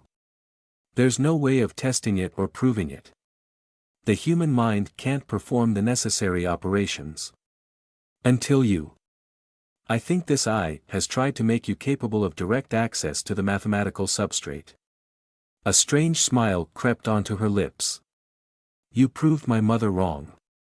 Living evidence it's possible. Though not desirable. I suppose. No kidding, I muttered. Evelyn didn't say anything further on the subject. But watched me with cold calculation in her eyes. One crooked finger to her lips. This would have been the perfect moment to ask the question. We were on the subject. Evelyn was taking me seriously. Ask it. Do it. I willed myself. But I circled away to safer waters. Coward. Can rain do any magic? I asked. Forcing down the lump in my throat. Evelyn scoffed. Nothing that I don't hand her ready to point and pull the trigger. Even the most simple magic takes long study. Mental discipline. Attention to detail.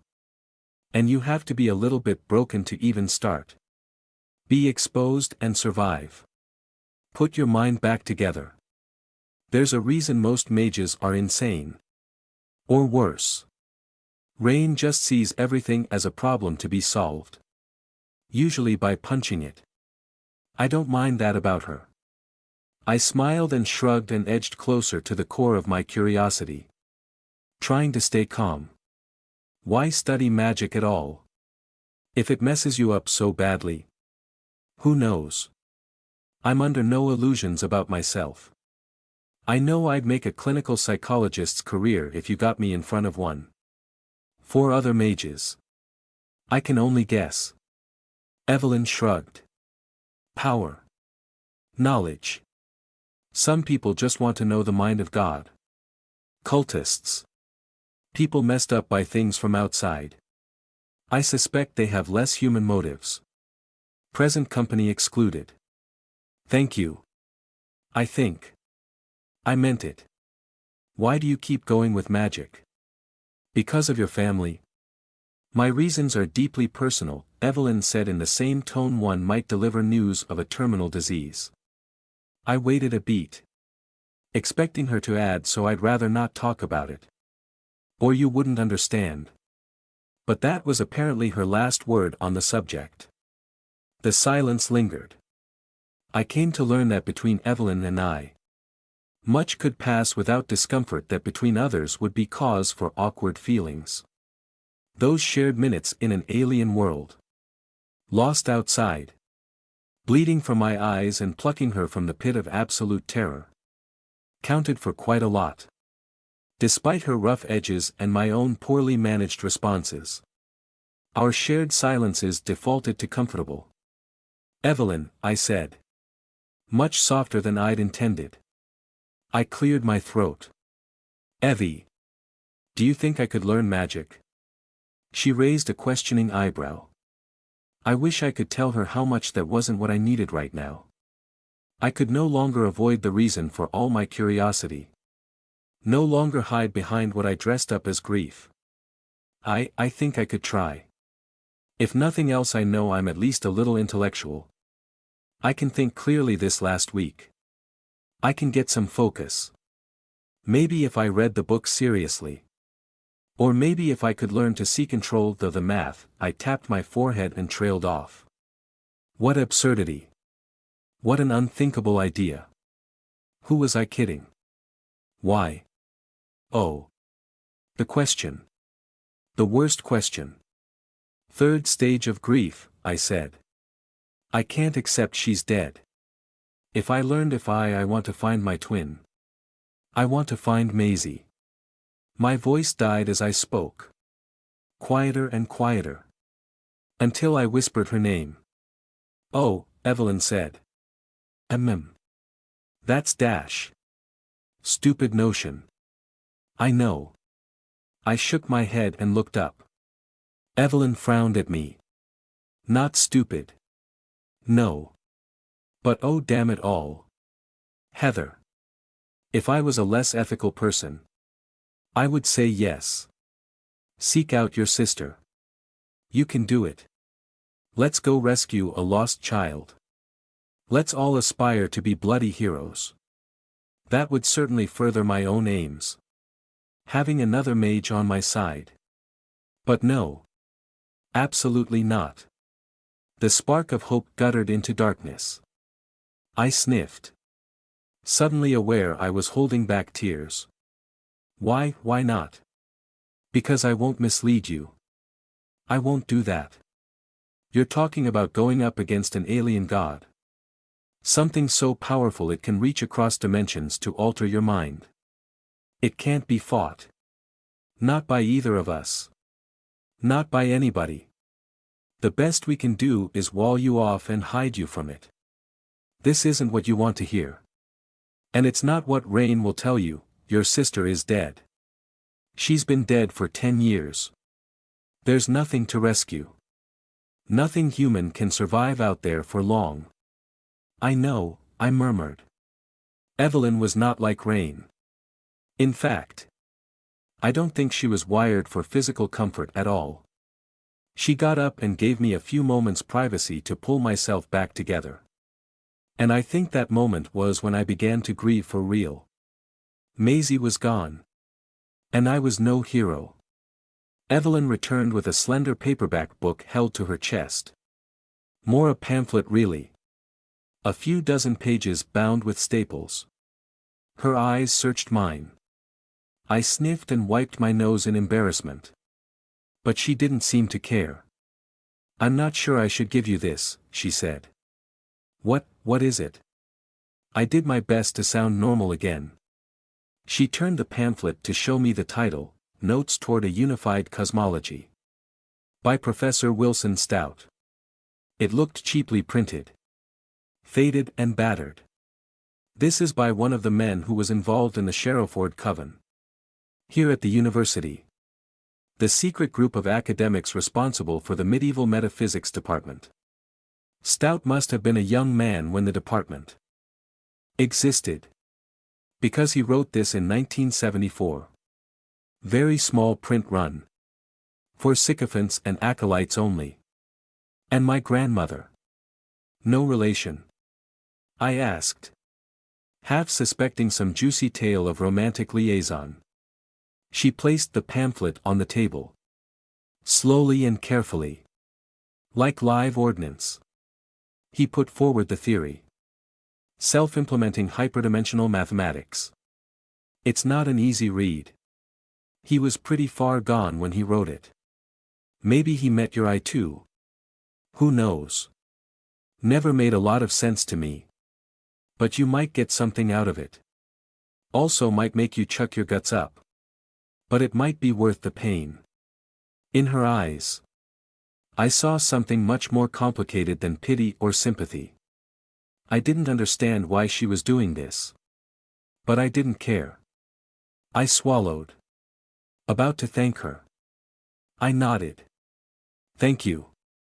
I'll dash. Don't. Don't get yourself killed. Don't try to fight a god. Just learn. If you must. Okay. I will. I reached out for the pamphlet. Hesitated. Then took it. Evelyn sighed as if she'd been holding her breath. And wandered back over to her chair. Leaning heavily on her walking stick. She could not have found better bait for me in all the world. The pamphlet felt dry and brittle between my fingers. I peeked inside the front cover and found a line in faded, looping handwriting, to Miss Larissa say. I hope you will find this illuminating. History bled from the page, soaked into my fingers and stole into my heart. Here was proof, written down and printed and distributed, that I was not mad. I felt a strange kinship with this long-dead, vanished man. Professor Wilson, whoever he had been, had known essay as well. And maybe, just maybe, known the eye. I glanced from the pamphlet at the rest of the shelves.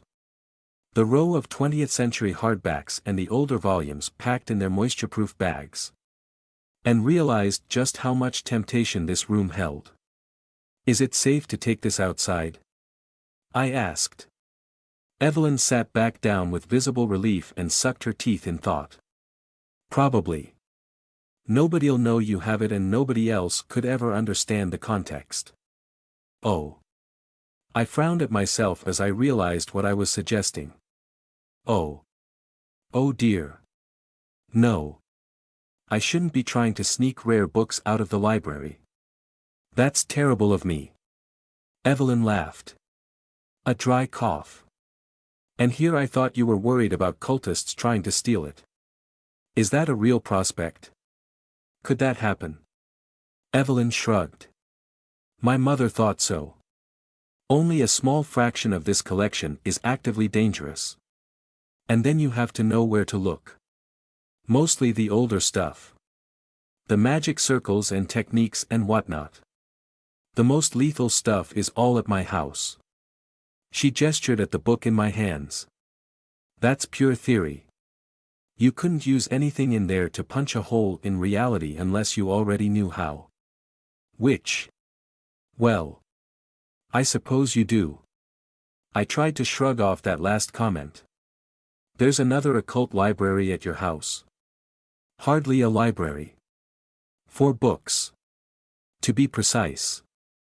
Plus a few odds and ends. And unpublished notes. Why not keep it all in one place? If you need a guard like Mr. Spider out there in the corridor. The corner of Evelyn's mouth turned up in the slightest smug satisfied smile. My home is a damn sight more secure than this blasted library. Magically speaking. It still felt bizarre to say magic out loud. As if we were children playing make-believe. Also.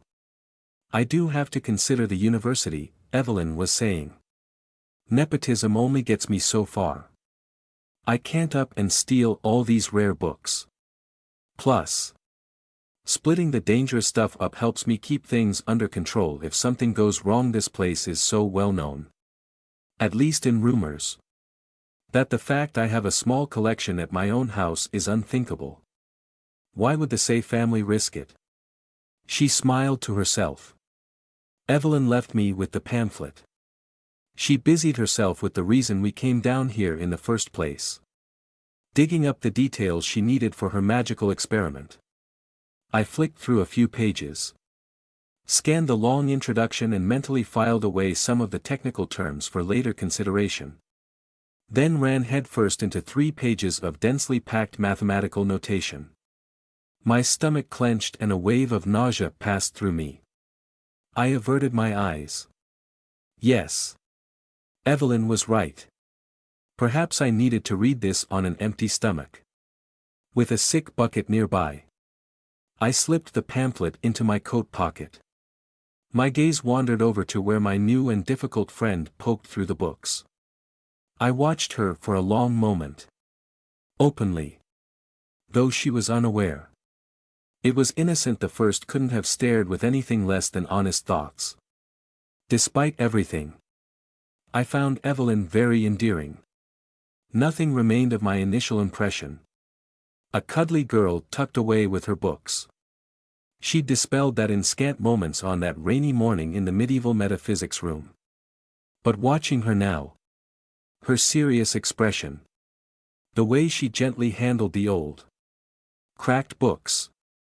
Every motion of her hands compensating for the missing fingers on her left. Her posture bent around her kinked spine. I felt a connection I couldn't define. I liked that. A connection. Evie, I said her name softly. She glanced at me across the room and I smiled. I couldn't help but notice earlier. You mentioned your mother several times. She's a magician too. Did she teach you? She turned back to the books. Evelyn crammed a lifetime of bitterness into that one word. I stared in shock. Until she huffed and shot a dark look at me. Your face was like an open book. Whatever ridiculous, faux pastoral notions you have about my family. They're wrong. I was only Dash. My mother is dead. A fact for which I am thankful every day I live. I mentioned her only because I have to. Because what little I have on magic is whatever I pulled from her grip. I realized she was shaking. Evelyn. I am sorry. Sorry. It was just a passing thought. I raised my hands in surrender. Shaking my head. I'm sorry. She turned back to the books without another word. I let out a shuddering breath. My heart fluttered in mortified horror. Evelyn shoved a book back onto the shelf and stood staring at it for far too long. The silence hurt. Words stuck in my throat. Our connection had curdled. I gathered myself to stand up. Apologize. And let myself out. Legs itching to run away. Already planning a cold walk home. Alone. I'm the one who should be sorry, Evelyn muttered. She couldn't meet my eyes. She faced me but looked sidelong at the books. Expression drawn and exhausted. Evelyn, I mean. Evie. It's okay, Dash. I smiled. A little sadly. I'm not tough at all. Don't know where Rain got that idea. Evelyn nodded. Sighed. And went back to the books. I won't be much longer with this. I forgive you, I said. I don't know where it came from. I tried to think of something profound or comforting or friendly. Something Rain might say. The words just popped out. Evelyn blinked at me like a deer in headlights. For a moment she seemed lost. Then turned away. Equals. Trouble found us on the way out scowling. Angry. Rabid trouble. We left room K11 and passed back underneath the spider servitor. It ignored us. Much to my relief. But Evelyn had barely spoken since her outburst and apology. A young woman. Another student. Was lounging against the wall just beyond the dividing line between age-worn wood and concrete breeze blocks. Evelyn grabbed my elbow. Wait, she hissed. The girl at the end of the corridor was death-glaring at us. She was small and slight. Maybe even a little shorter than me. With a mane of dark curls spilling down over her shoulders. She wore a white hoodie underneath a clashing blue and lime green coat. Her posture. Arms crossed. Leaning on the wall. Was a masterpiece in studied boredom and eloquent silence. One did not have to be an expert in body language to read that statement. I felt it in my gut. On an animal level, she blocked our way out. She raised her voice and turned Evelyn's name into a sneer. Say, she called down the corridor. What the hell are you doing? Say. She pushed off the wall. Unfolded her arms. And stalked toward us. What? What's going on? Who is this? I hissed back at Evelyn and caught the look on her face. Gone was dark melancholy withdrawal. Replaced with naked contempt. Head high. But she'd shuffled closer to my side. Her hand had tightened into a white-knuckle grip on her walking stick. She shook slightly. Her breathing not as steady as her voice. I'd once been the target of that look from Evelyn. When I'd surprised her in the medieval metaphysics room. When I could have been anybody. When I was a possible threat. A ball of cold lead settled in my stomach. Are we Dash? That is Twill, Evelyn muttered without taking her eyes off the girl. And no. To your unspoken questions. She's not dangerous. Just an irritant. God alone knows what's put sand up her arse this time. Twill made a show of cracking her knuckles as she advanced. I couldn't believe my eyes at such a playground gesture. What do we do? This doesn't look like nothing to me, I hissed. Then glanced over my shoulder toward the door we'd just locked. I itched to retreat. Avoid. Run away. But I was also painfully aware how Evelyn had closed the gap between us. She was relying on me. I could hardly flee while she stayed. Don't give her an inch. Twill's bark is much worse than her bite. But we should still get out of here before she gets any ideas. We need to reach the stairwell. That has CCTV coverage. She won't risk anything there. Risk? Risk what? I whispered. But then Twill was upon us. To my incredible surprise, I felt Evelyn's maimed left hand slip into mine. Palm clammy and fingers cold. I squeezed back. Twill walked right up to us and got in Evelyn's face. Personal space be damned. She planted her feet wide. Hands in the front pocket of her hoodie. Chin tilted up. Her gaze flicked to me. Probed and jabbed. Made me want to shrink away. Then slid back to Evelyn. Until that moment. For all of Rain's protective gestures and Evelyn's doom-mongering, the reality hadn't hit home. Of physical danger from cultists or mages or other semi-fictional people. Danger was monsters in the places I slipped to. Danger was the threat of choking on my own vomit. Danger was my nightmares. People. People were white noise. I'd never been in a fight. Not so much as a minor confrontation in all those long months of psychiatric hospitals. Which was quite an achievement. I'd forgotten. During our little jaunt under the library. What it meant that Rain wasn't with us. It didn't matter that Twill was barely as tall as me. Or that there were two of us to one of her. Or that she had her hands in her pockets. Adrenaline hit me like a sledgehammer. I'd sooner drink piss than make a deal with you, Evelyn snapped back. What exactly did we agree on? Twill. Favorite flavor of dog food? Don't flatter yourself. You know you can't convince me of anything. Oh yeah? Twill drawled. Voice slow and dripping venom. Wanna bet? Certainly. What's the stake? Let's put your money where your mouth is. Shall we? £50. Twill scowled harder. Stop mocking me. This is serious. What are you doing taking other people back there? Who is this? What are you pulling? Of course. £50 wouldn't be enough to shut your trap. Would it? Can you even scrape that much together? Do a whip round for it? Twill gritted her teeth. And growled. I flinched. The sound vibrated the air. Guttural and barrel-chested. Not at all like an edgy teenager imitating an animal. Up close. The effect clashed. Because Twill was shockingly beautiful.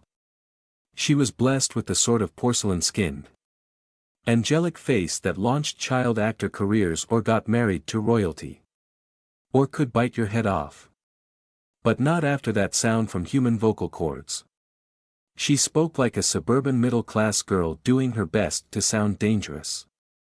And looked the part too. Athletic and well-fed and young. I was so used to years of my own haggard face in the mirror. Exhaustion racked. Eye bags and sallow skin. That I could tell Twill never stayed up past bedtime and always ate her vegetables. And was going to punch one of us. I had no idea what to do. I was frozen. Heart going a million miles an hour. Evelyn glanced at me. You know how Yorkshire Terriers or sausage dogs will bite your at heels. Because they still think they're 400-pound dire wolves. That's Twill.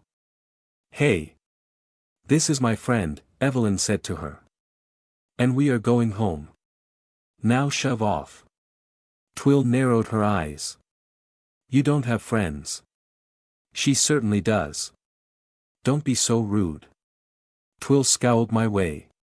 A heartbeat passed before I realized I'd spoken.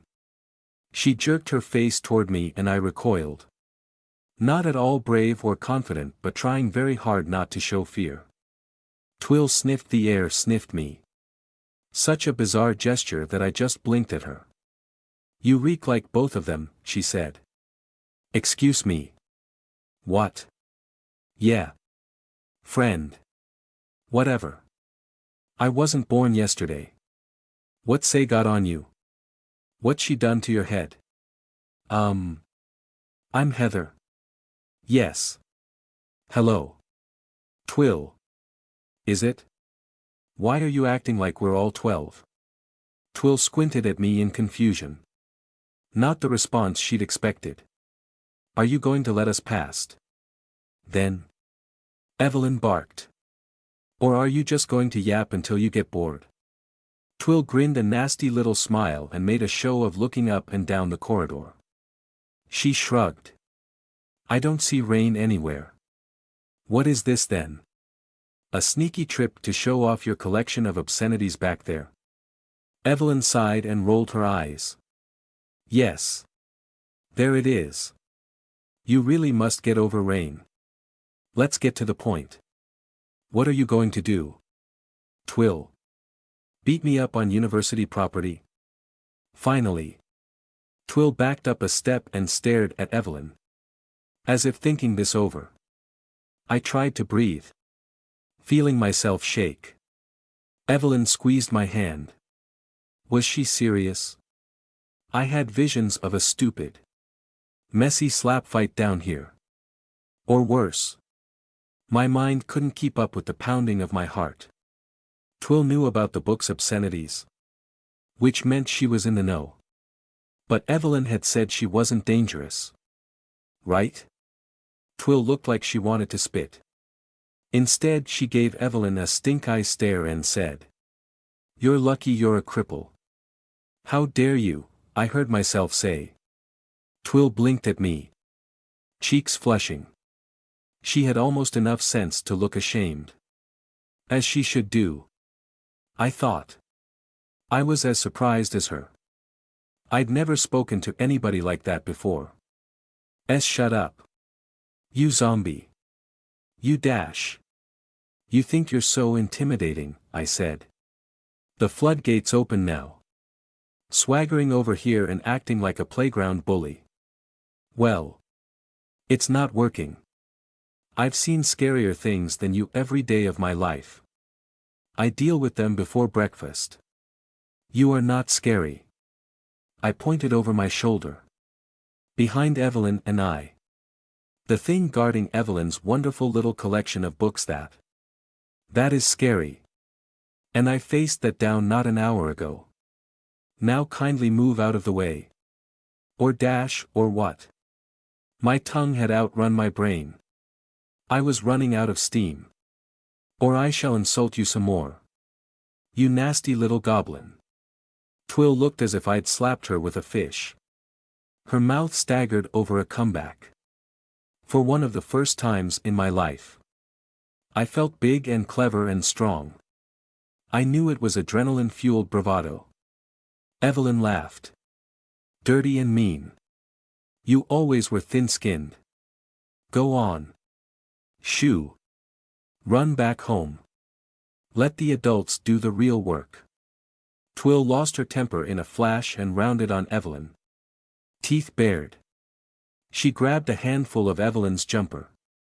Fingers snapping shut like claws. And all my quick easy confidence vanished in a dash of cold water. Hope I don't have to burn the library down to stop your nonsense, Twill all but spat in Evelyn's face. You can't burn books. I said. Flailing for anything to throw her off kilter. Get her to let go of Evelyn. To slow things down, but why? Who was going to save us? Rain wasn't about to turn the corner and chase this foe away. It was just us. Who on earth do you think you are? You utter barbarian.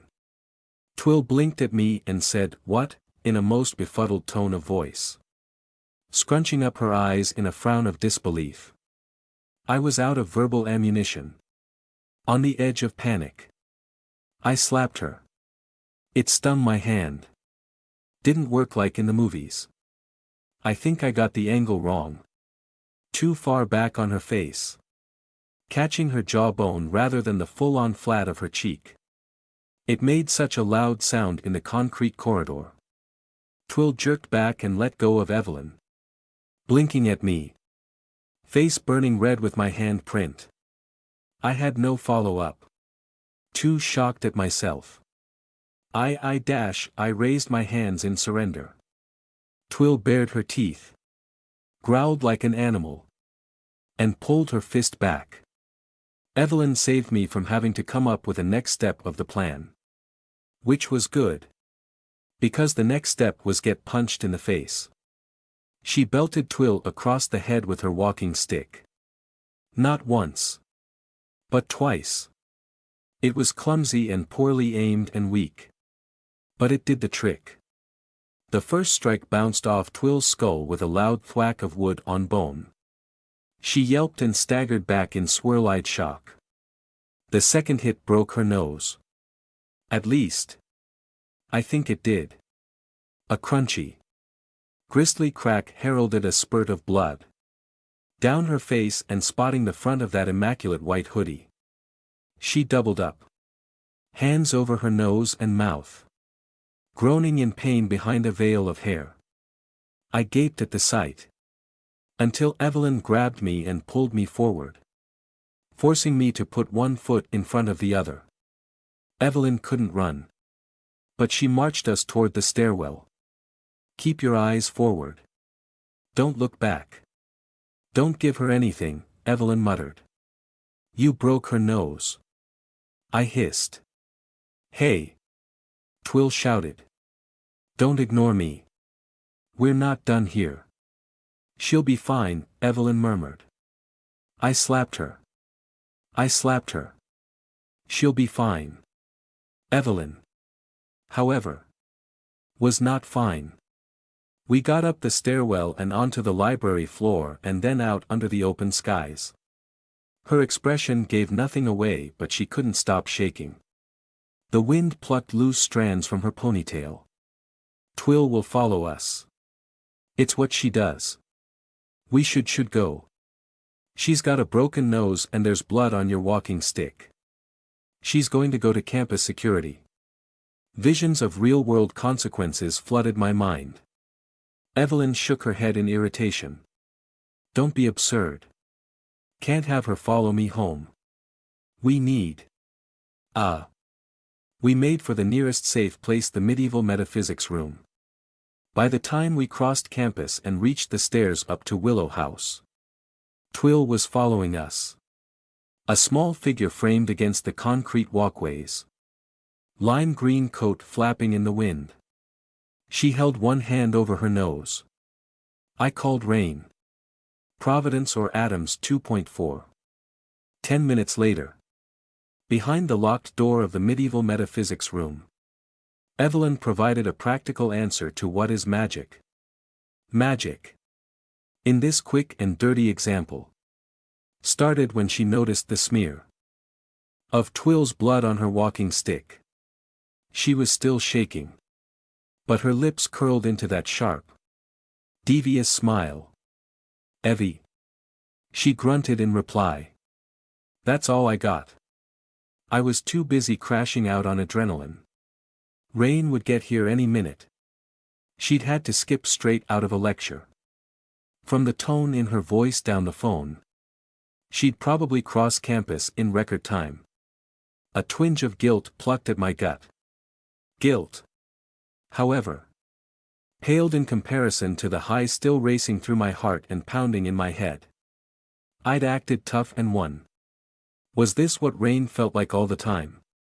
Powerful but spent. Shaky and winded. I suspected not.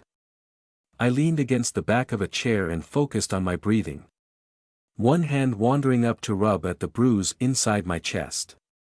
Evelyn slapped her walking stick onto the table and dug around in her tote bag, pulling out odds and ends, a box of cotton buds, a hand mirror, a tub of Vaseline and a black marker pen. She dumped it all on the table. Her hand still quivered as she found an unlabeled bottle of pills and popped 2 slender white tablets into her mouth. Swallowed them dry. "What are those?" I asked. Evelyn stared at the detritus on the table, her lips moving in silent thought. "Evelyn, what did you just take?" "Nothing. Painkillers." She grabbed the mirror and the marker pen, sat down in her chair facing the door, and got to work. A visible, focused calm settled over Evelyn as she drew curved symbols around the edge of the mirror. Her hands steady and working fast after the first minute. The bottle of painkillers tempted me too, but the bruise inside was immune to ibuprofen and paracetamol and codeine. Not to mention the pills probably weren't painkillers at all. Evelyn finished drawing and grabbed her walking stick, then wiped at the sticky red patch with cotton buds. With painstaking attention to detail. Eyes tightly focused.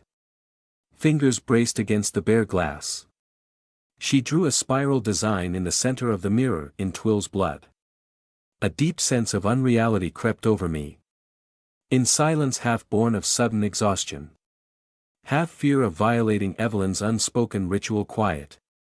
Broken only by the scuff of the cotton buds and her constant stream of low muttering.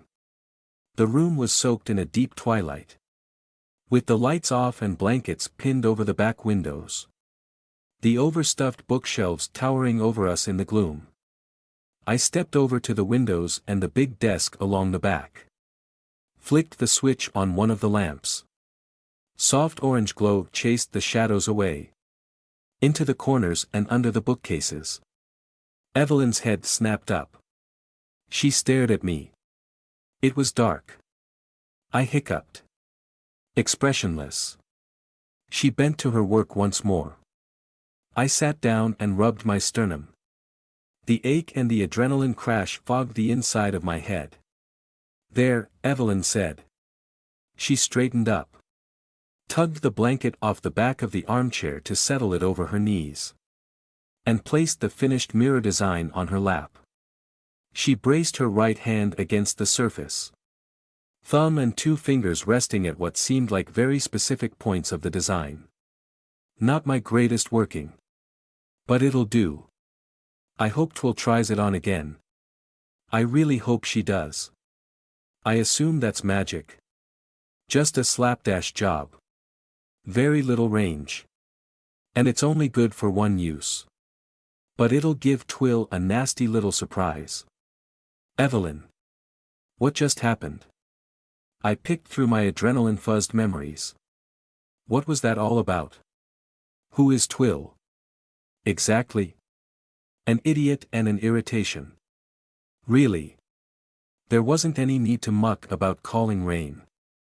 Twill is essentially harmless. That was all so much guff and drama. You use magic on harmless people. I opened my mouth again, but Evelyn whipped around to glare at the door.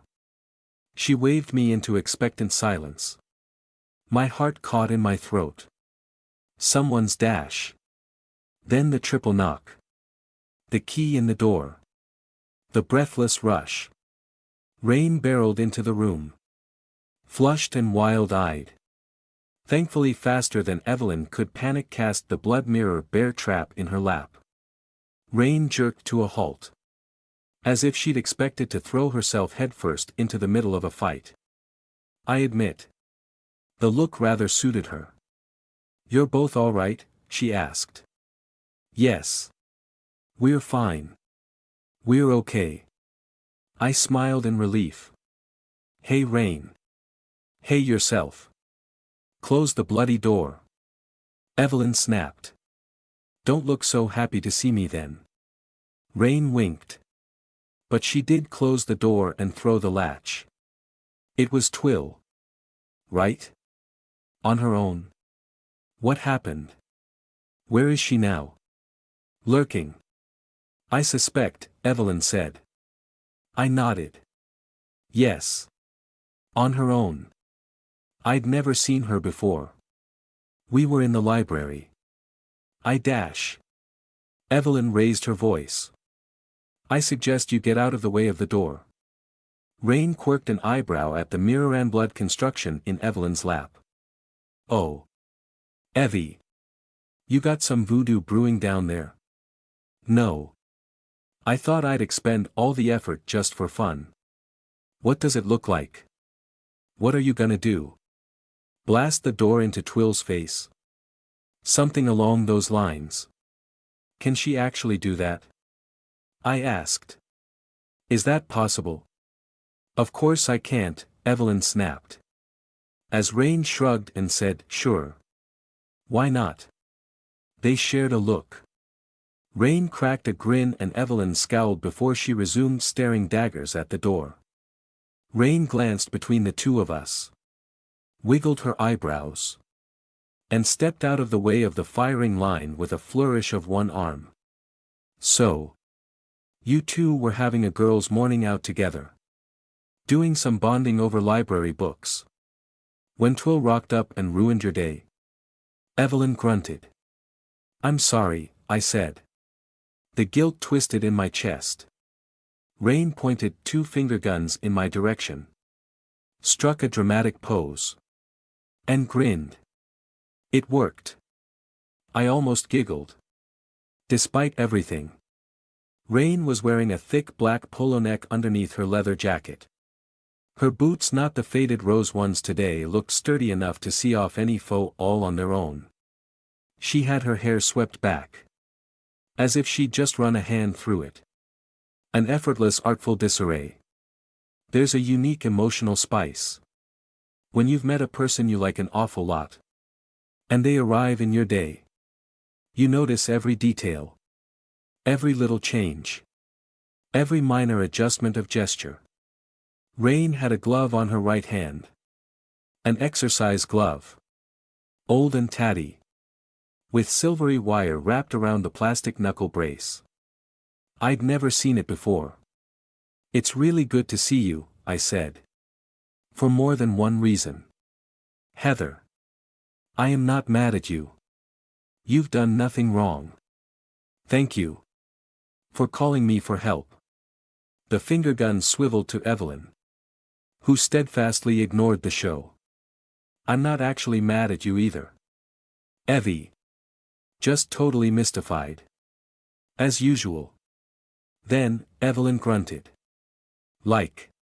Hey. Don't we have this? You know. Arrangement where you let me know where you're at. Ask me to come with you.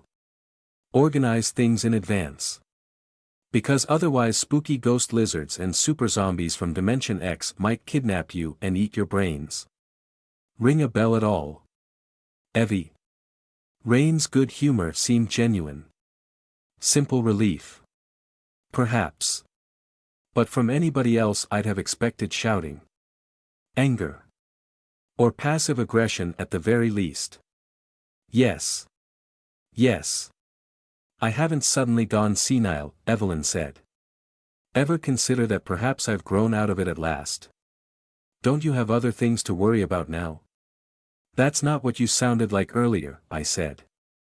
I regretted speaking up. Evelyn turned the full force of her frown on me. Silent reminder of the day I'd surprised her in this very same room. I resisted a gut-strong urge to curl up and vanish into the chair. Forced myself to look her in the eye. Get this nonsense under control. You were as scared as I was, I said. Evelyn opened her mouth to snap at me but then blinked and swallowed. Her expression softening. Yes. Heather. You helped me. Thank you. I needed. She glanced at Rain with obvious discomfort. Don't mind me, Rain said. Barely suppressing a grin. And don't you pull a silly face at this. It's important. Heather and I shared a moment. We came to an understanding. She sighed heavily. And yes. She's right. You're right. Heather. I was scared. But only because Twill caught us off guard. She won't be doing that again. Rain clapped her hands together and beamed at us. Look. You're both safe. And that's all that matters. Please. Evie. If you need to rush out somewhere. Just call me. Yeah. You know I don't mind. Ever. Evelyn grunted and returned to watching the door. I wished I understood their relationship. Maybe with Evelyn. In private. Maybe I could get her to talk about it. If I approached the subject the right way. I cursed myself for such intrusive thoughts. But I felt a burning need to know. Why was Rain so devoted? Rain leaned down to peer at my face. Her hair hanging sideways and her grin at an angle. You are far from all right. Heather. I can tell. You know. Especially with you. I'm shaken. We both were. The ache is really bad. I think it was all the adrenaline. Rain perched on the arm of the chair. She started rubbing my back in exactly the right way. No idea how she'd learnt so fast. In the space of 2 weeks. She'd already figured out the precise way to melt my muscles. For a long few minutes she didn't say a word. Just needed the tension out of my shoulders. Adrenaline and panic drained away. Rain was here. Safe now.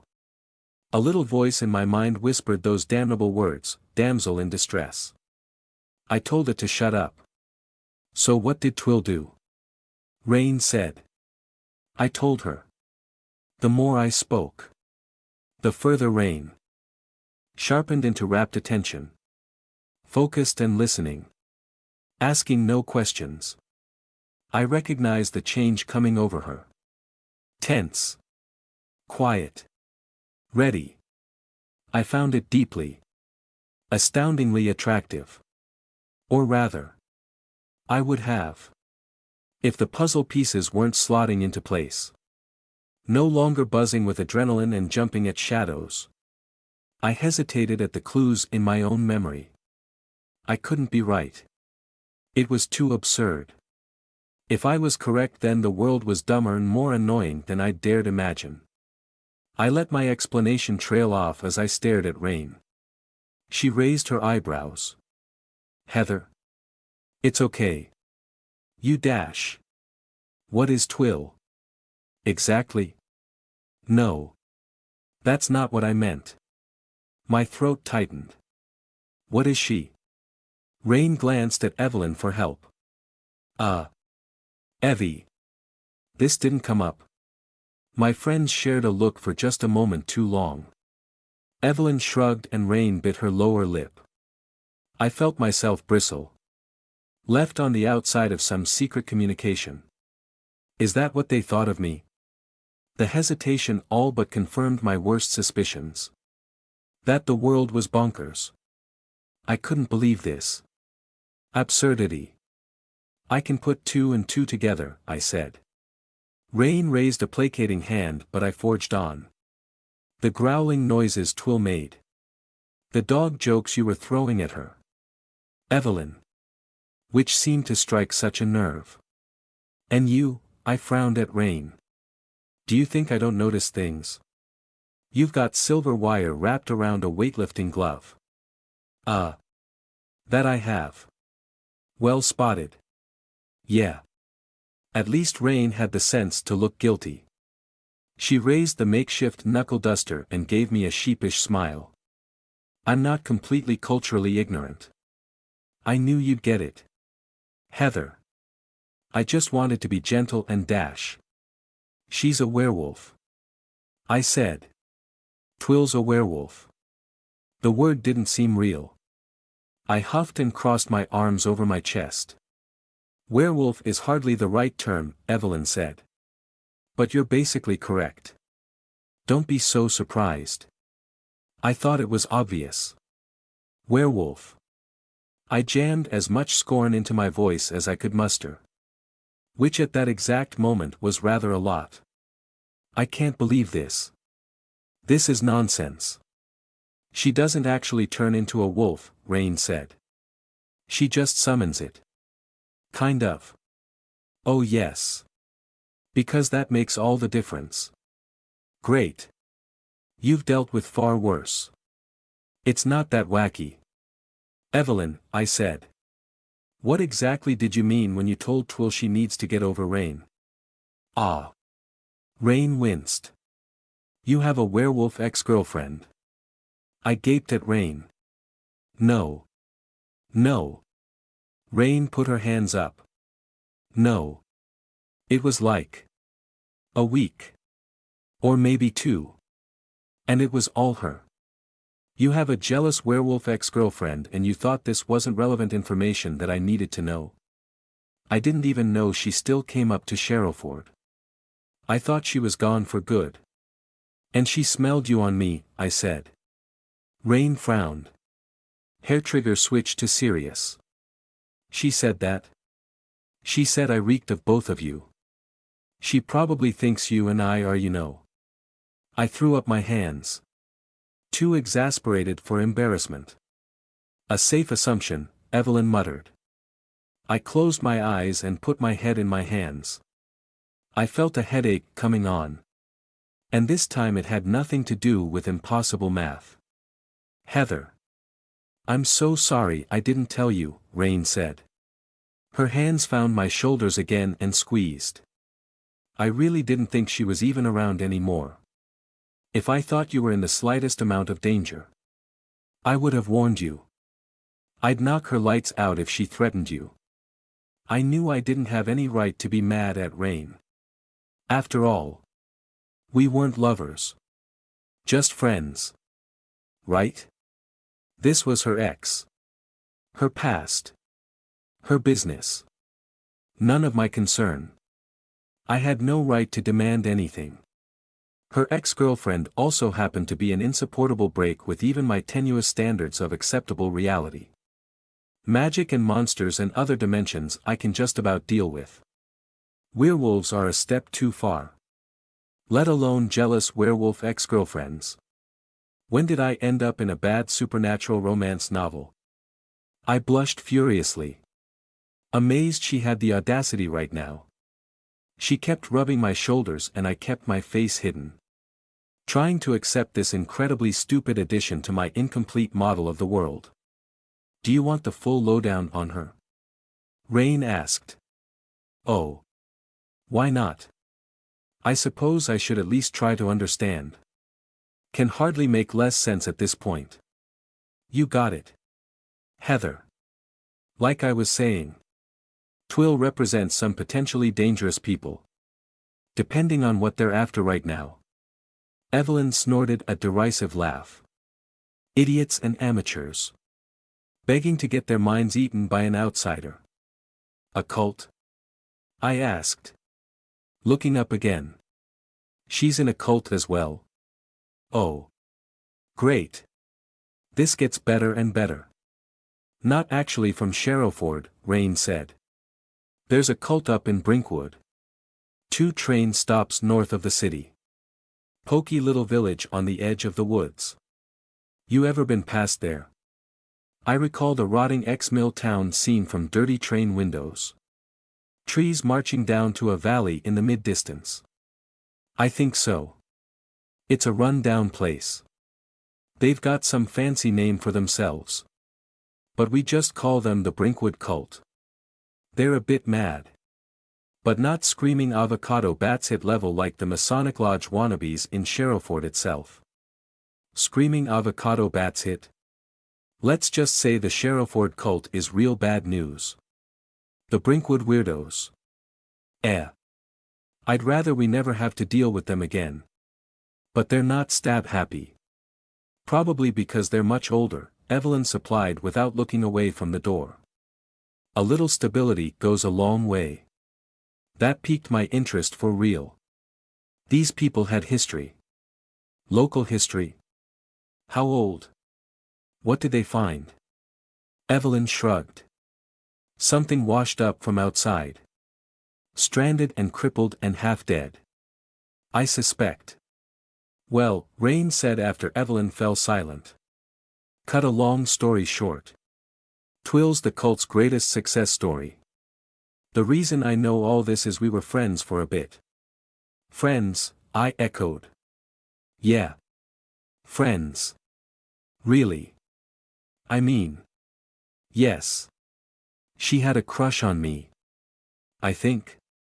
You encouraged her enough, Evelyn said. Ahem. Well. Rain spread her hands in an apologetic shrug. I may have.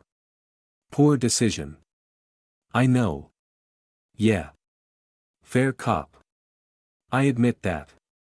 I don't want to know, I lied. I was dying to know. Twill wasn't born a werewolf, Evelyn said. As far as I know. Werewolves don't even exist. She's the product of an experiment a few years back. To bind a demon or a spirit or some other godforsaken thing to human flesh. Without displacing the human soul. Her back's covered with a mural of binding tattoos. Keeps them carefully hidden. But Rain saw. Rain winced again. Right, I said. Voice tight. She showed me. Rain said. I wasn't getting her naked. I swear. Lucky for us. The Brinkwood cult had some kind of internal power struggle right after they made themselves a werewolf foot soldier. Since then nothing.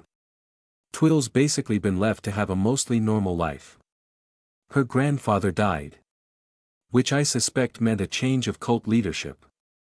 They seem more concerned with tending to their crippled god these days. They took some interest in my library about a year ago. But I sent them packing. That's how we met Twill. She's developed a bee in her bonnet about us. Blame Rain. She hasn't been around in at least 6 months, Rain said. She's probably here on actual cult business. They could be up to anything. Including spying on us. Wish I knew why. Maybe I should beat it out of her. So what do we do? Break out the wolfsbane. Wait for a full moon. I couldn't quite keep the sarcasm out of my voice. I need to find her and shoo her back to the sticks. That's all. Seriously, Heather. I won't let her hurt you. Even if she did smell my scent on you. She can take it up with me. Oh. I can't sit here and listen to this nonsense, Evelyn snapped. Stop trying to scare her. Rain. It's not going to help you get into her knickers any faster. Evelyn. Please. I said. Rain laughed and ruffled my hair. Twill's not going to bother Heather one bit, Evelyn continued. She's going to come here. To finish up what she started. With me. Why in hell would she bother Heather? She doesn't even know her. She was on the same old hobby horse as usual. Pissing and moaning about the books. This time I'm going to teach her a lesson. This is the last time.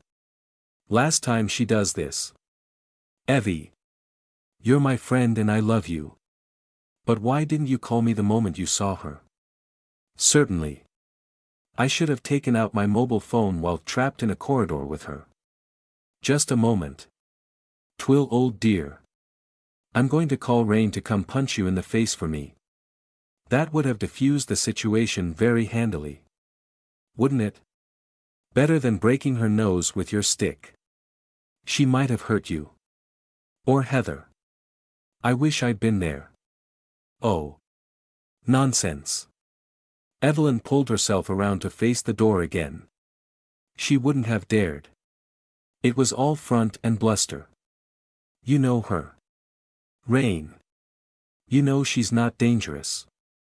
Not really. I raised my hand. I do seem to recall her winding up a punch at me. See? Evie. Rain turned back to me. Damn. She didn't actually hit you. Did she? No.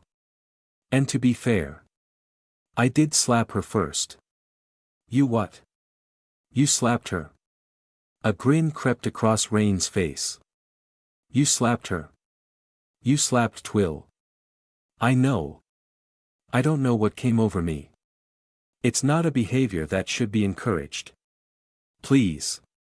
Rain raised her hand for a high five. I blushed and hesitated. Come on. Heather. You earned it. Fine. I touched my hand to Rain's. Not much of a high five.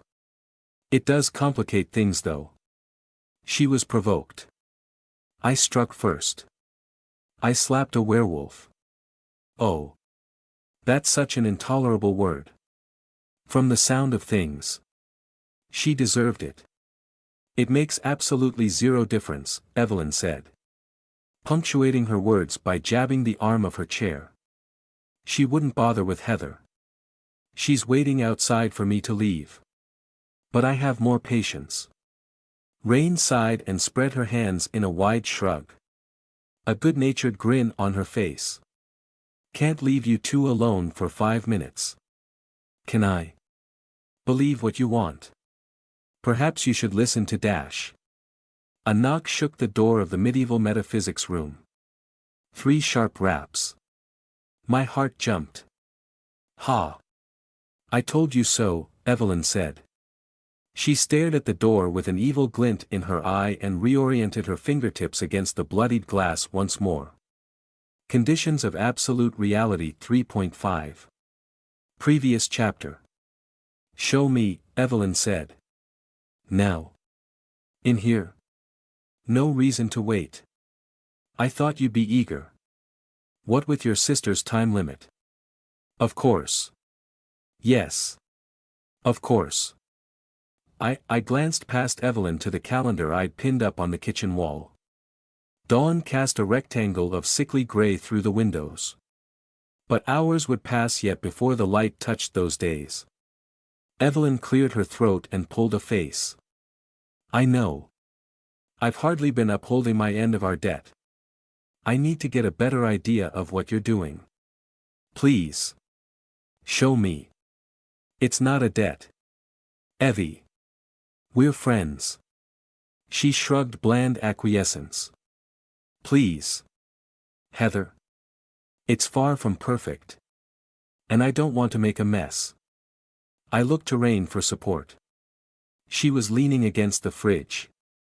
Stuffing a half-stale pastry into her face. You won't mess it up, she said. You can do it. You're ace. You've got this bastard right under your thumb now. That's not true. Not even close. You had to carry me home. Evelyn eased back in her chair. Nursing a cup of tea with both hands. Neither of them said anything. A silent double team. They surrounded me without even communicating.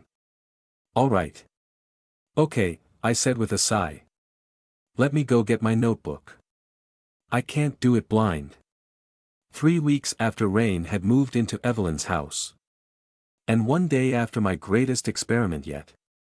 We were all gathered once more in the kitchen. Once more discussing matters of supernatural import. Once more all very hungry. Wrapped in a dressing gown and half awake. Evelyn had stumbled onto Rain and I still recovering. My rain-spattered coat still lay by the front door where I'd dropped it. Next to Rain's mud-covered boots.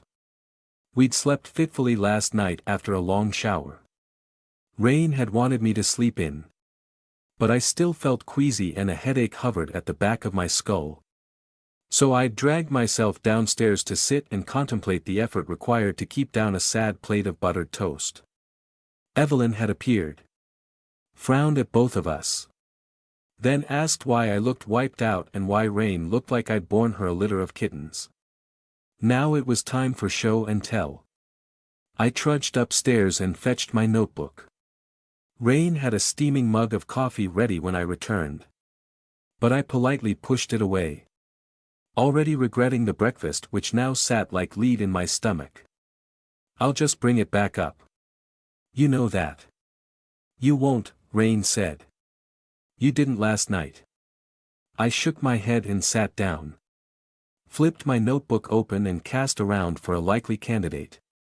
Coffee mug. Used spoon. Evelyn's plate. You need to be bloody careful with that. Evelyn stared hard at my notebook. You leave it in the wrong place. I won't. Besides, who's going to understand it but me? She grimaced at the cheap, spiral-bound notebook in my hands. I'd picked it up from the university bookshop 2 weeks ago and already filled it cover to cover, with endless mathematical notation stamped as neatly as I could between the ruled lines. To be fair, I'd had to rip a few pages out. Paper flecked with vomit or blood. Whenever I'd begun to transcribe concepts too incendiary for my fragile brain and stomach. Okay. So, I'm going to need dash. I glanced down at the math unprepared. Winced. And averted my eyes. Big mistake. Rain recognized the signs instantly. She grabbed my shoulders and dug her thumbs into the muscles. Needed me hard to pull my mind away from the equations.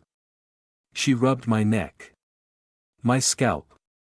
Smoothed my hair back from my forehead. She'd had plenty of practice these last 3 weeks. We discovered this early on, touch worked. Between her help and a few deep breaths, I fought down the wave of nausea. You good? Yes. Thank you, I breathed. She eased off. So. Right. Let's get this over with. I need an object we're not going to miss. Evelyn frowned. You mean you can't bring it back? Not always. I told you. It's not perfect. Not yet. Maybe, said Rain. Should have seen her last night. Like that. She clicked her fingers. She doesn't actually need all this prep. She's just psyching herself up. She could stop a speeding train if she tried. Regular comic book superhero.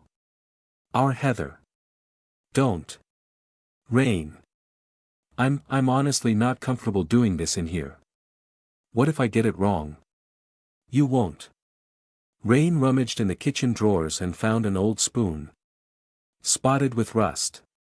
She clacked it down before me with a dramatic flourish. I stared at it for a moment. Then back up at Evelyn. Then at the figure behind her. Are you sure she should see this? I asked. Evelyn raised a curious eyebrow and glanced over her shoulder at preem number 2. Standing prim and proper. Silent and motionless. In the corner of the kitchen. Preem number 1 was out. Running some errand for Evelyn's secret war. Closing another cult rabbit hole. Preem number 2 was identical to the first. Right down to the brand of doll. Evelyn had explained they were actually the same demon. Breaking causality in ways decent people like us shouldn't think about too much. The only way to tell 1 and 2 apart was how Evelyn dressed them. 2 wore cargo trousers and a puffy coat. Totally at odds with her ice blue skin and hair. Her blank white eyes stared at nothing. Why? Evelyn asked. Does she still make you nervous? I think we're beyond that. Aren't we? No. I just thought I don't know. Forget it. I took a deep breath. Then reached out to touch the spoon. 1 fingertip was sufficient. Rain was correct in some aspects of her praise. I didn't actually need to do any of this mental prep. I could fumble through the equations at the speed of thought. Though at the cost of a nosebleed and probably my breakfast. Proper breathing helped. Preparation helped. To aid quick mental execution. The faster I self-implemented the equation, the less time I had to spend with the numbers. I think that's what Maisie meant. In her message, the numbers. What they do to you. I skimmed my notebook for the necessary line. Bile rose in my throat and my stomach contracted as I slotted each piece of the equation into place. Fast as I could. Mind shaking as if playing with electricity and fire and radioactive waste. The eye's impossible principles rearing up and crashing down in a wave I had to outrun and out. The spoon vanished. Ah. I let out a groan. Grabbed my head in both hands. And tried to curl up into a ball around the ice pick behind my eyes. Rain was ready with a wad of tissues for my bleeding nose. Her other hand was already kneading the side of my ribs. Trying her best to bring me back. I held on to the roiling in my stomach. Forced slow steady breaths. Not going to be sick. Not going to be sick. Neither of us could do anything about the ache in my chest. The throbbing. Humming pain. I sat very still and breathed very carefully. Until the pain ebbed away. Evelyn got to her feet and inspected the place the spoon had existed a moment earlier. Impressive, she murmured. Running her hand over the table. Didn't take a chunk out of the wood either. Not even any varnish. Remarkable. At least I'm precise. I managed a weak laugh. Rain handed me a glass of water and resumed rubbing my back. Her hands made it easier to forget. Does size make any difference? Hell no, Rain answered for me as I was drinking. A proud smile on her face. Why do you think we went down the junkyard last night? She did the same thing to an entire wrecked car. And nearly passed out, I said. Yes. Size makes a difference. And I haven't tried it on a living thing. Not since you. Evie. Yes. Evelyn arched an eyebrow. And you've no idea where it's gone? Not really. No. Outside. Some random dimension. I guess. I can't target. There's no frame of reference. Can't even get to Wonderland yet. Maisie felt as far away as ever. What had I imagined? If only subconsciously.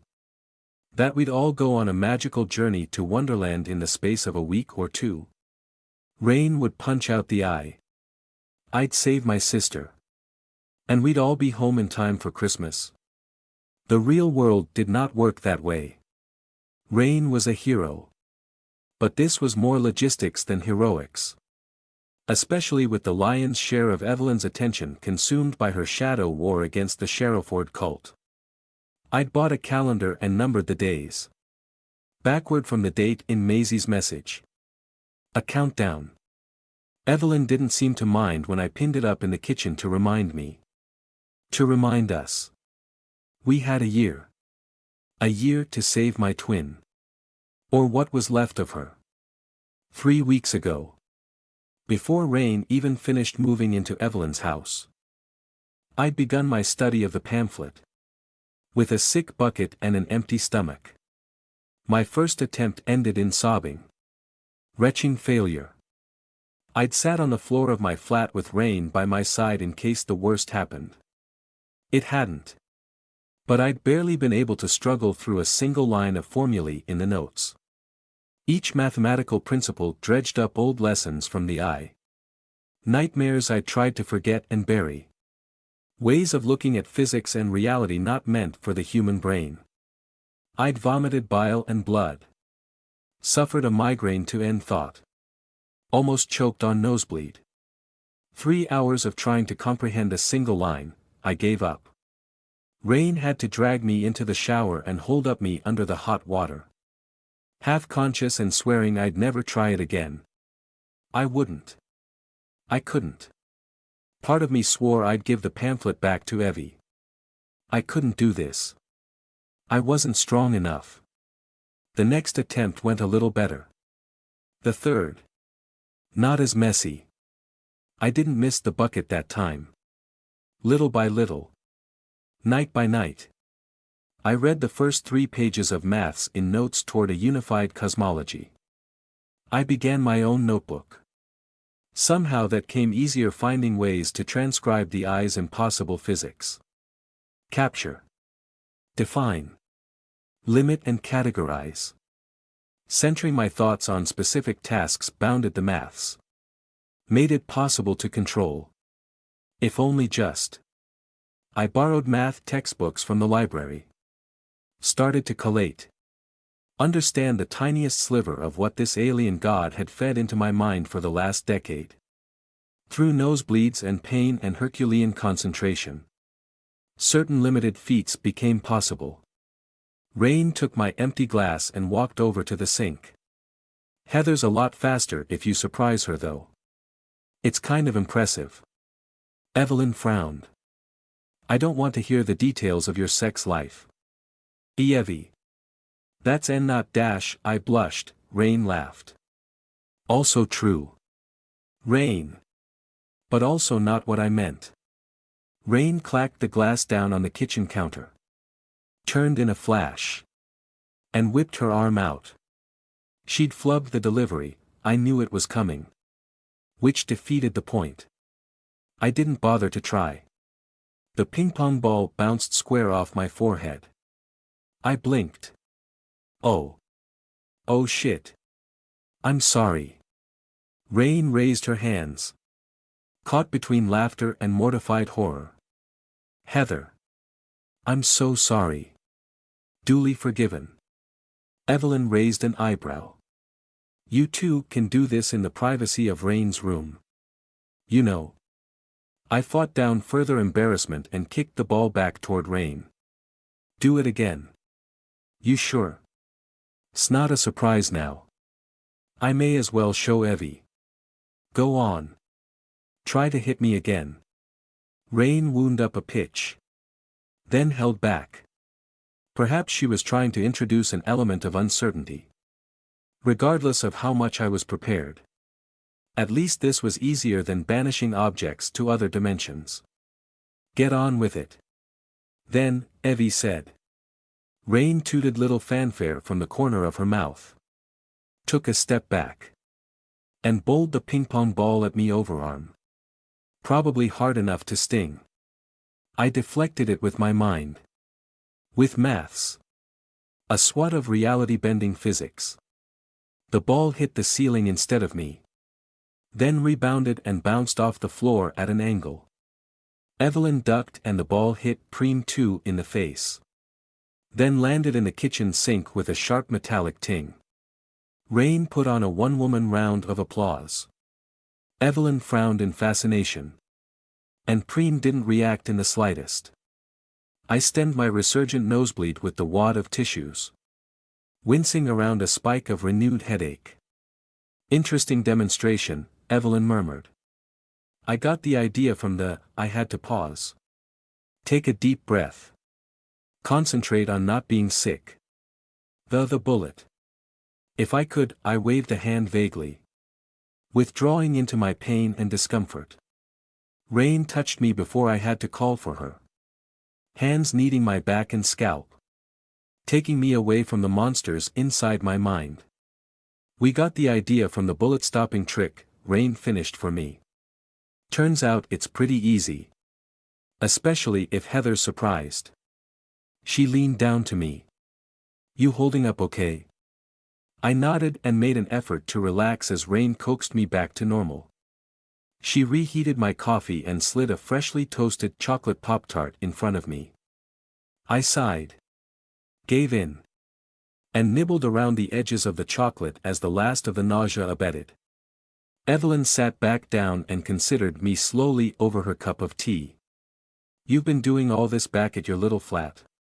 Why? She asked. There's more than enough space here. It's not as if I care about ruined floorboards. Psychological quarantine. Perhaps. I felt self-conscious. Didn't want to make too much noise. You've been so busy. So stressed. I didn't want to distract you further. You two make more than enough noise anyway. I blushed furiously and took a bite of Pop-Tart. In the corner of my eye.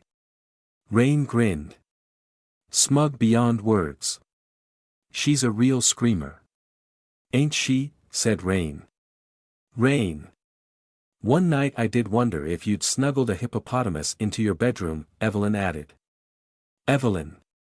Oh my God. Shut up. I put my head on the table and buried myself underneath my arms. Blushing red as a beetroot. Rain ruffled my hair and I half-heartedly squirmed out of the way. Trying not to feel absolutely mortified. I'm joking, Evelyn deadpanned. Worst I hear is bed springs. You deserve to be proud. Heather, Evelyn said. Hold your head high. What? I uncovered my head and stammered at her. Evie. I mean. That's sweet of you but dash. She waved a hand and huffed. I'm not talking about you and Rain. I'm talking about self-implementing hyperdimensional mathematics. No magic or magecraft can stop a bullet in the air without significant preparation. Not from a standing start. You're performing miracles. Don't say that. It doesn't feel like miracles. It feels like barely enough progress at all. Hey. Heather, Rain said. Ruffling my hair. You've only been at it for 3 weeks. Cut yourself some slack. Maisie has less than a year.